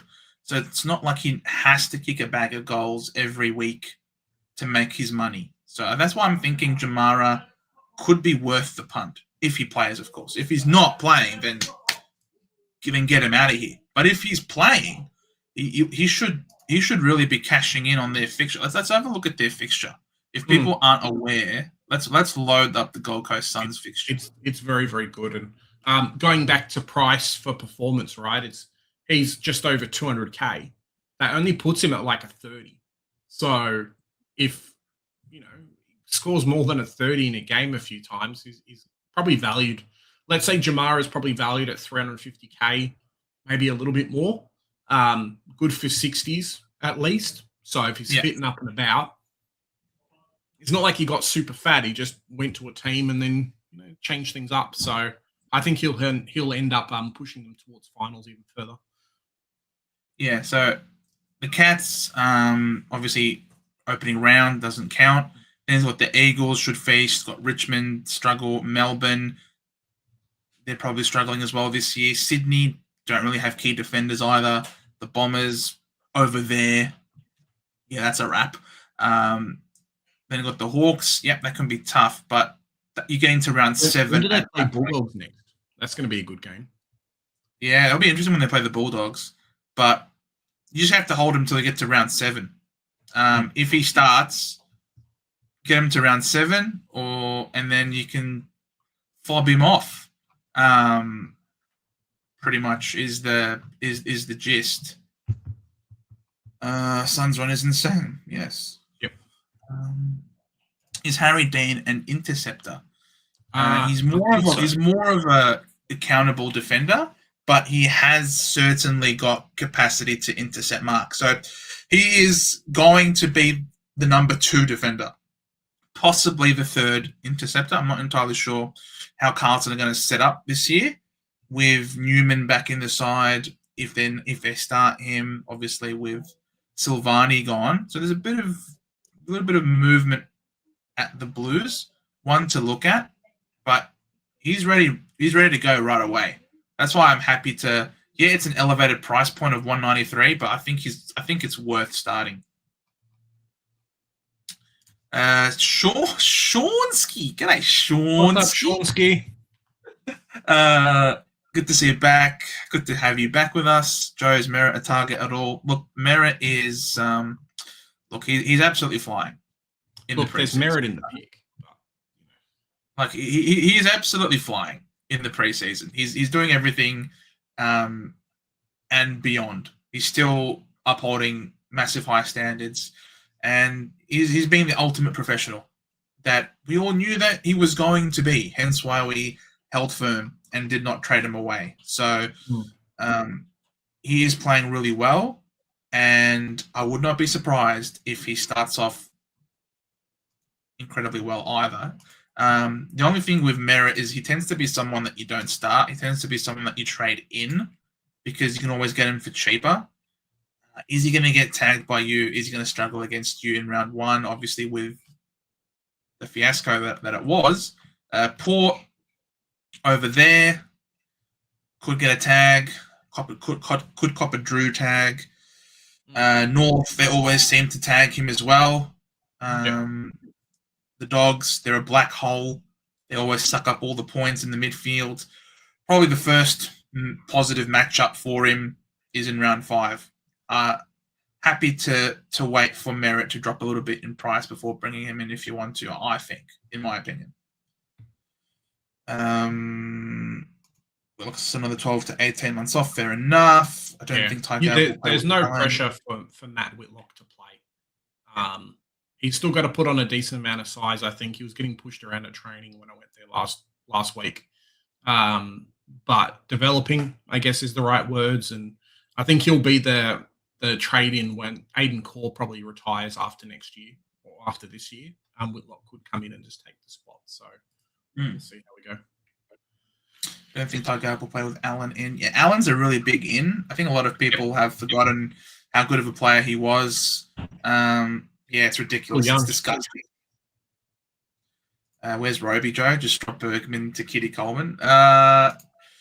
Could do that, but obviously with Roby on ice, I think we're gonna be conservative with him. We know that he has a tremendous ceiling and that he really relies on his physicality.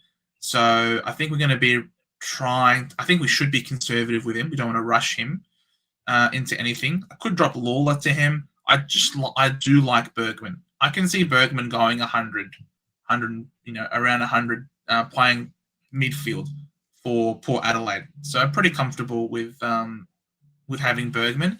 And in the event that Roby does pop off, and Jamara, for example, doesn't play, could drop Jamara to Roby quite easily. Goulden over Walsh. Yeah, Goulden's probably a better player. He's almost certainly, he actually is a better player, but can I afford it? No, I can't afford it. I'd have to make some other changes to the side. Yeah, you're like 1K off, I think. It's very, very, very close. Back in the saddle again. Yes, we are. Initiator. Good to see you, mate. There you go. And if you stick around till the end, buddy, you'll see a nice little shout out in the outro video for you as well. So, thanks for Correct, Hawksy. That's a very massive point. Georgiades, but looking Ollie Lord.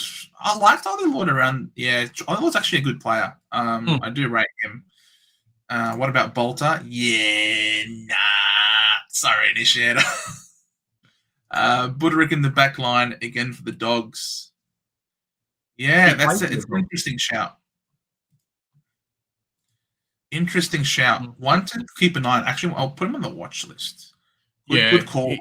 He's someone who I think will slot in to that position. They've obviously taken him for a reason. I don't think they would have brought him across as opposed to a North Melbourne or someone. But it's just more depending on how he performs, really. He's never, it's not like a Primo who's gone to another team, like a Sam Flanders or someone like that. So is there enough ball? What happens with Dale? Like, there's a lot of question marks, I think, with the Butterick to kind of see where he's at. Yeah, well, Dale will always be the number one distributor for sure. They love the ball in Bailey Dale's hands. He's such a line breaker. How much will King and Reed steal from Jamara? Yeah. I don't think Reed will steal off Jamara, to be honest. No, I don't think so. I think because Ainsworth and stuff's gone to you guys, right? So I think there is some free points available in that forward line for like a number 3. But if you're Causa, you don't see him starting the season. So we'll see. We'll see how that works out. It's literally day one. It's literally day one. Thoughts on Sam Marshall? I like him. I like him. Could be that sneaky pick that no one ever selects and then goes big. There's definitely one or two of them that always happens. So it could be Sam Marshall. Just a big wait and see what happens in that Brisbane team. I have no opinion on Sam Marshall. That's my thought on him. Time will tell. We'll put him on the watch list just for you, Cap and Flash. Jesus, there is a good chance that there will be that team this year that starts a team of mid-prices and is ranked very high for most of the year. Yo, Treloar, DeGoey, Brett Daniels, Kitty Coleman, etc. Yep. Well, it's possible. I wouldn't say it's a good chance. I don't think it's a good chance. It's a chance. Mark, is Ezekiel going to play halfback, or is that just a rumor? Look, if he doesn't play halfback, then he'll be playing wing. Those are his two positions, halfback, wing. A bit like McKercher. That's where he plays his best. We'll see in time. Right now, it's a placeholder. It's still pre-Christmas. It's literally day one of Team Picker. We'll continue to analyze over the preseason, but at this point, if he's not playing halfback, then he's playing wing. Similar to a Trainer or a Reed from last year. I don't remember what this was about. Sorry, Cap and Flash. You're saying Harry Dean. Oh, yes, correct. Harry Dean. Yes, correct. But Reed is a better ball user. Reed for a guy his size, quite remarkable by foot. Another reason why he scores so well, because he doesn't really get clangers. You know, a lot of his possessions are intercept marks, and then we switch the play a lot. And as we know from Jaden Poposki's numbers, any acts that you do in the arc of your defensive 50 gives you a 20% point boost compared to if you did it in the midfield. So, and that's where all of Reed's things are. So, yes, it's similar to that. I don't see him scoring like what Reed did, though. Sean's got him in the team. You're more than welcome to. Oh, Langy, good to see you, mate. Thanks for coming along. No, Joe, the past years we haven't started merit is because the Marvel run was later on. Ian's asking about Steele. I don't mind Steele personally, but for me, I have a no over 30 rule this year. So I'm absolutely staying far away from Jack Steele. But he is going to be the man in that midfield. He is. Yeah. For me, Jack Steele, like, I think he'll be around the mark, but I think it's a no for me. I think he'll be around the mark, but I really need to be convinced from him. Like, I've really got to see some preseason games and then see him do really well for me to come out and say, cool, I'm putting Jack Steele in and he's a lock in the position. There's so much up in the air with that Melbourne team, and he'll be the number one target from Max Gawn, like, no doubt. But can he get back to his best? I don't know. And I want to pick guys who are solid. I don't want to pick, I'm going to say plotters, but I don't want to pick plotters. So I would be dropping Annabelle, Joe. If you're going to drop someone, drop Annabelle, keep Grill. You reckon? Yeah. Yeah, Grill will play. He's a good midfielder, Annabelle. Yeah, but he's playing at Brisbane. Do they need more? Well, so did Will Ashcroft. Yeah, and then they put Levi in there too. Like, there's too many. They lost Archie. Someone's going to push forward. Yeah, but no one's going to push forward because they just got Draper and they just got Oscar Allen. Like, true. Like, it's too many. It's too many. Bolter only because of DPP potentially. For us Dons fans, Roby equals Dusty, Farrows, Dawson, and Sharp is Petrarch. Mate, if you just got all three of those in, Joe, you're off to a winner, mate. You got Dusty, Dawson, and Petrarca in this year. Mate, we actually nailed the draft. We actually did. I'm so happy with what we did. I'm over the moon. And just for you, I'm going to put Roby back in my team, Jesus. I love you, Jesus, mate. There you go. Roby's in. We got Roby in there.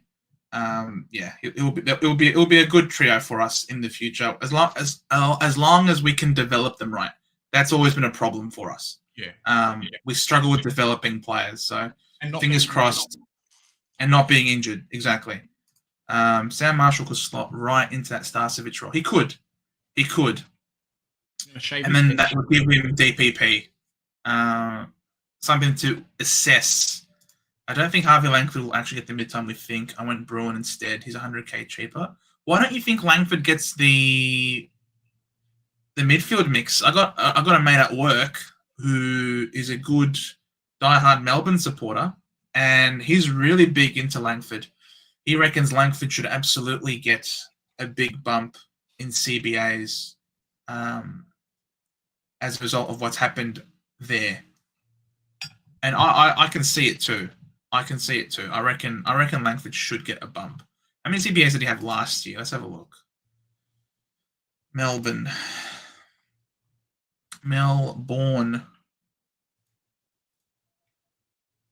Where is he? Langford. I mean, seriously, he had like no CBAs. How does he not get a bump? How does he not get a bump? He has to.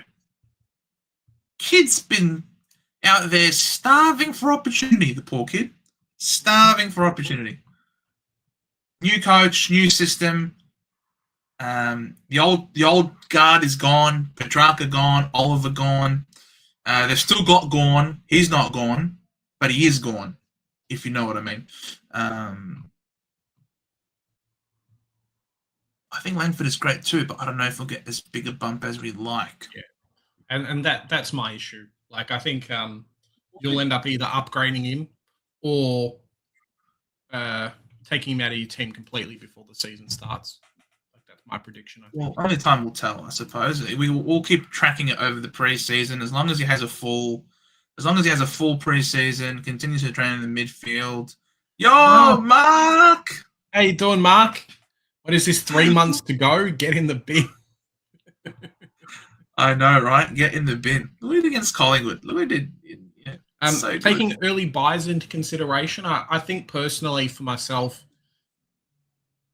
being cautious of the buys and making sure not to have too many. But I think a lot of the players that I want to start that aren't rookies don't have early buys anyway. Like, I'm not going crazy.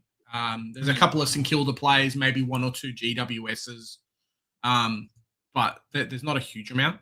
I don't have many Brisbane players at the moment, and stuff like that. So, yeah, it doesn't hurt me, I think, as much as what potentially other people it has.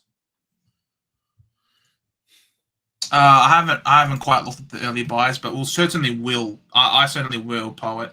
I don't want to be left eating the dust to start the season and playing catch up. Cooper Simpson is a good shout too. What do we know about Cooper Simpson, Jez?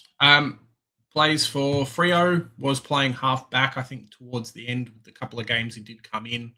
I think if Young goes to the midfield, Cooper Simpson might slot into that once was halfback spot, so could work out okay for us. He's cheap. He'll slide through the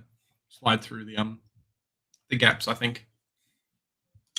Nice. Zachary scored well because we love to switch from the back line. He was always in the chain. His disposal efficiency was so good, though. Like, I swear he had games where it was close to 100% disposal efficiency. Yes. Correct. It's just so good. Exactly. I would think Steele instead of Walsh. I have a no 30-year-old rule. Yes, so that means no Zane Dorco. Absolutely, initiator. Jesus, if Philippou is fit and is playing that 50-50 mid role, is it? Yeah, well, that's why I got him. Jesus. That's why I got him at the moment. I think at 168k with that role and his talent, impossible to deny, in my opinion. Where have I disappeared to? And I'm back again. Okay. Annabelle, I think, is a no-go. No one's left that midfield. Yeah, fair enough. Don't see Bruin getting mid-time if Warpool, Atkins, Holmes, and Smith are in there. Yeah, fair enough. Yeah. What about Adam Treloar this year? He's too old. He's too old, man. Like, he'll be okay. He'll play like. Is that really loud? So to truck go by. He's a little bit too old, I think. I think there's better selections like guys like Freeja, who are admittedly a little bit more expensive. But he's got to get on the park, man. There's so many options in that forward line that you're going to spend 350k on Adam Treloar and then like having to trade him out 3 weeks later. It's rough. Yeah, the thing about Treloar is he's not going to get the mid mix. I mean, he's not going to be ahead of Richards, Libba, Bond. Is he ahead of Kennedy? I don't know. I don't think so. I think Kennedy played a wonderful role as that pinch hitting midfielder. And he's had so many injuries that I can't see him actually making a dent, breaking into the team. I don't know if he even plays. And if he plays, I reckon it might be high half forward, which could be good enough. What was his price again? 335k or something. In the forward line. You know what I mean? Yeah, but it's in the forward line. So that's I think it's the forward line DPP that gives him some potential viability. If it wasn't for the forward line, I'd say steer clear. It's not that much different. I mean, he's less than 311k, it says Corsa. 311k.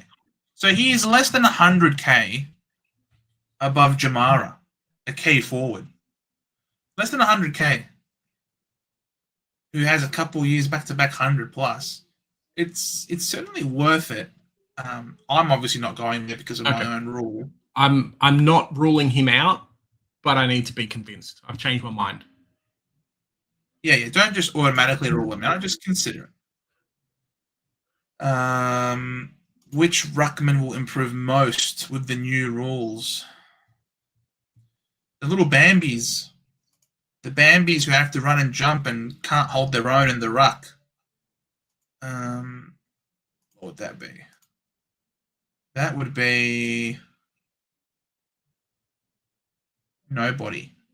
DeConning would have benefited tremendously, but the problem is he's sharing the ruck with Marshall.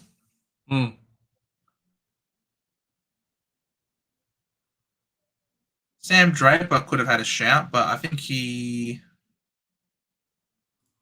is injury prone severely. I think maybe like coming off an Achilles as well. Someone like a Luke Jackson. These guys that jump and get the initial hit out versus like that get pushed out of the way, probably the ones to look for.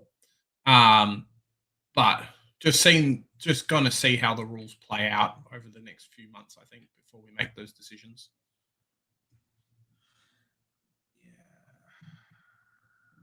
Not enough to really be super excited about. I think Brian might be a shout. Young Nick Bryan could be a shout when he comes back from his ACL. Get around him. Well, at Melbourne's BNF, then they say the midfield will be around Cozzy, Rivers, and was it Langford? Okay. If they also mentioned Rivers, were those comments made though, knowing that Bowie was injured? They have to. right? They have to, because if they don't, they're building their midfield around guys who are like 30. And if Melbourne want to be competitive over the next little while, they can't. Like, straight up, they need those players, and they need like those players to do well. So I don't think they can really say something else outside of, hey, we need to base the team around the young players. In saying that, I think it's going to be tricky, right? I just don't know if they're any good. So watch and see, but it's not a very strong midfield. Like, North's midfield, I think, is better for once than Melbourne's. Much, much better than a Melbourne's midfield. So I want to see the dynamic of the team before I make any decisions. But if Melbourne's not saying, hey, we're going to base our team around the 25-year-olds and not the 30-year-old, then yeah, they need to do something. Yes, they do. Steele, I think, absolutely plays in that midfield, though. You don't pick him up. You don't pick him up if you're not going to play him. So I think he definitely plays. So the only thing is, and I really hope they don't do this, they should not be playing Steele in the same rotation as Viney. Too much of one pace. They need to, if they're going to play Steele, then Viney can't be in there, and vice versa. Otherwise, it's a recipe for disaster. Stafford! Yo, Damien Stafford! Gonna be busy to do songs for you guys this year. My brother and I will try my best to come up with some bangers for you next season. Oh, please do. Please do. Guys, only 9 minutes left for me. Just so that we can then get to that classic, 8 minutes to get to that 2-hour mark. Gonna have to go and wake up early for work tomorrow. Let's play through a few more questions though, Joe. Let's get that. Yeah, absolutely. Playing very nice. With Bowie out, is CJ a great pick? I like him. I think he's really good at that price. I don't think he's going to be a keeper, but he's going to be okay at that price. If he was like 400K, I'd say no. But around that 350 mark, there is value. It just depends if you want to go like Rosie plus an Ash and then McKercher and Bergman and then have someone else. There's probably 4 or 5 really good rookies in our backlines this year, Xavier Taylor being another one from Melbourne. Like, Joe could totally take out Rivers and put Xavier Taylor in and then have like 300K left over. So, like, it's something to monitor. You don't want to miss out on those players. And then Matt Long is saying no Dean. So you could throw Dean into that team as well. And then, like, hey, presto, you're doing fantastic. So you want to have all of them. If having all of them means, cool, yeah, you got Kadeen Coleman in there you go, 300K again.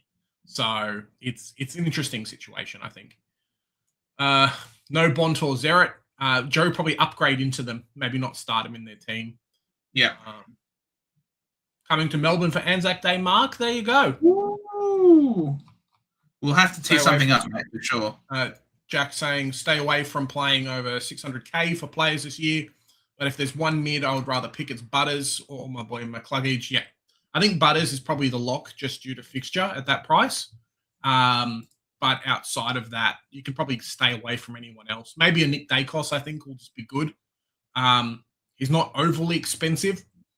So maybe go Butters and then Dacos and then forego everyone else, unless like Rowell and Anderson just go bananas.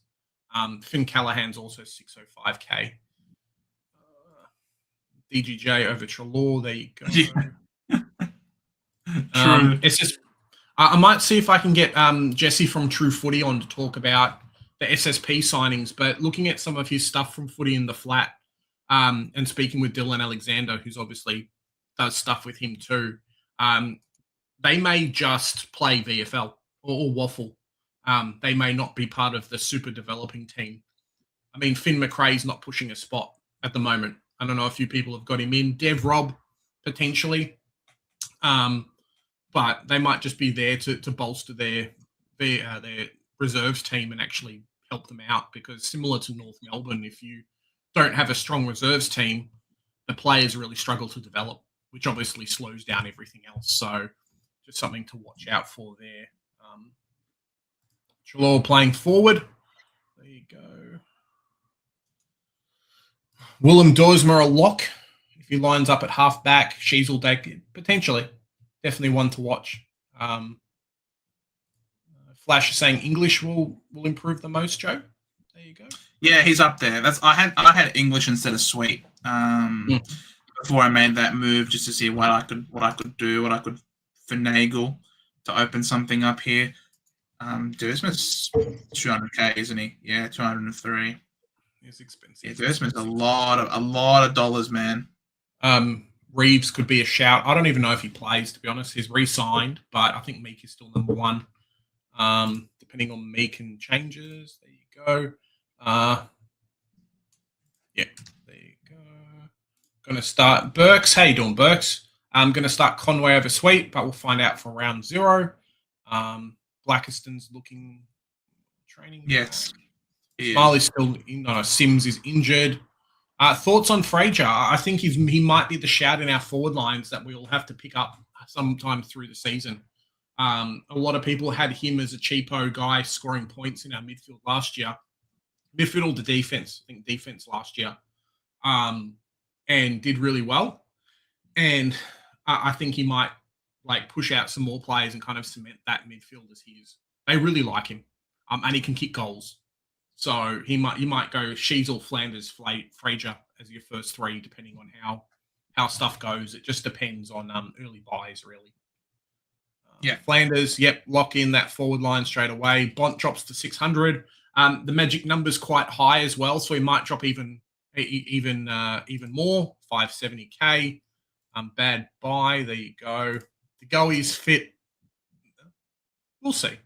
We'll see. See how he goes. Could target him, could not. But it just depends on how he fits in. How much is the goalie? Yeah, 3. I think the price is too high for De Goey. I think he's too expensive for us in our teams. I think he costs too much. How old is De Goey these days? Double rucks. I've heard Frio's looking at running triple or even 4 tall forwards with Voss, whoever else. Bloody hell. Voss doesn't miss. I'm blanking here. But that's why they've got Cox. So Cox will jump in there as well. Double rucks, extra forwards. These guys that don't have to run as much.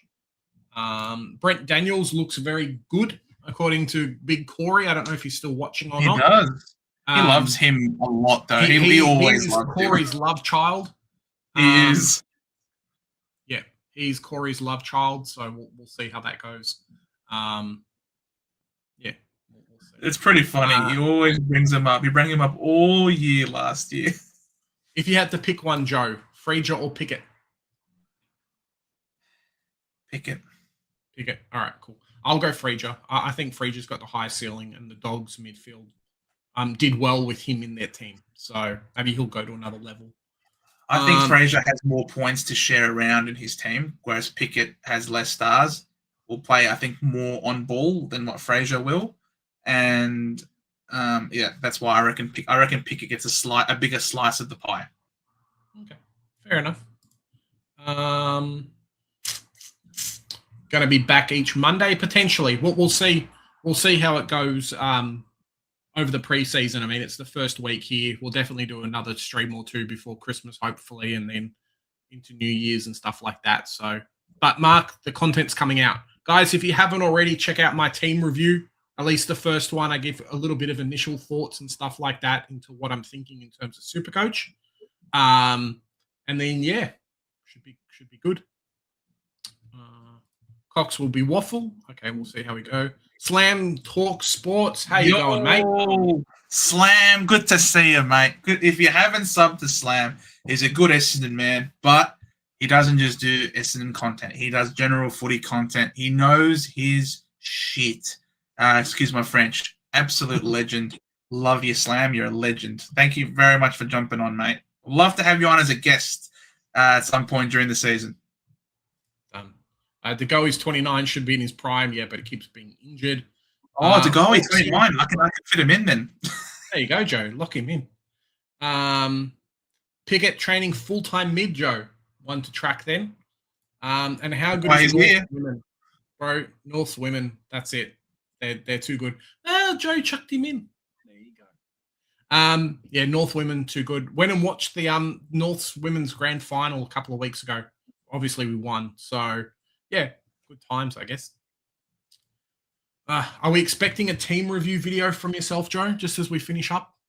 It would not be tonight, that's for sure. This team's already changed 15 times in the one live stream, so we'll see what happens. I'll probably record it. I don't know, maybe tomorrow, hopefully, when I get home. This looks pretty good. It looks a bit more guns and rookies now, actually. Yeah, it looks more guns and rookies. As you can see, we've just absolutely gone ham. Rosie, Bergman, Butters, Horn Francis, Brody, Sweet. Like, we have just sold our soul to, I was going to say Ken Hinckley, but he's gone. We've sold our soul to Josh Carr. He's got the keys, and he is driving us off a cliff, perhaps, or driving us to the airport because we're about to win $50,000. So we'll see what happens. Yes, I'll make a team video probably tomorrow when I get the chance. Last question, Joe, before we head off. What do you think of the new captain? He's good. Happy with it. Your best player does not have to be your captain. It's quite common, actually. We've seen so many premiership winning teams where the captain is not their best player. And we obviously know that Andy McGrath is not our best player by any stretch, but it does not mean that he should not be the captain. I think he is the one who embodies leadership the most. He's the one that puts in all the hard yards off the field to speak with the players, the youth, developing them. Really happy with Andy McGrath. I think he deserves the credit. I think he deserves the recognition of all the work that he does behind the scenes to help develop these kids. They all rave about him. They all speak highly about him. They never once spoke about Zach Merritt taking them under his wing, because that's not what Zach Merritt does.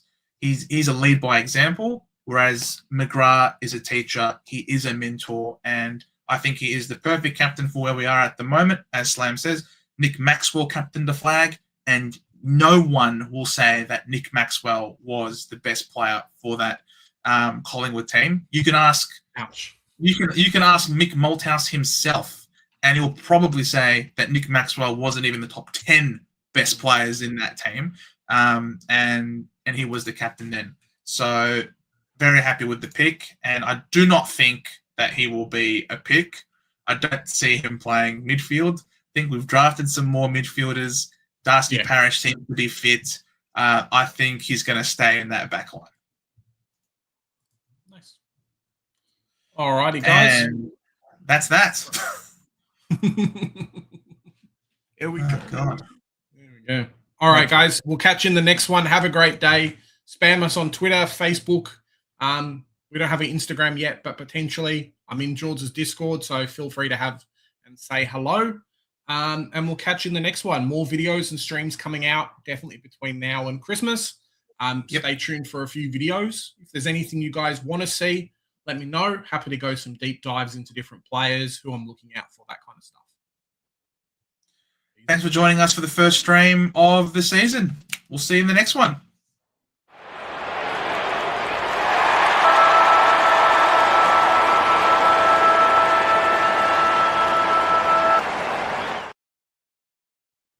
That was very nice. I like that.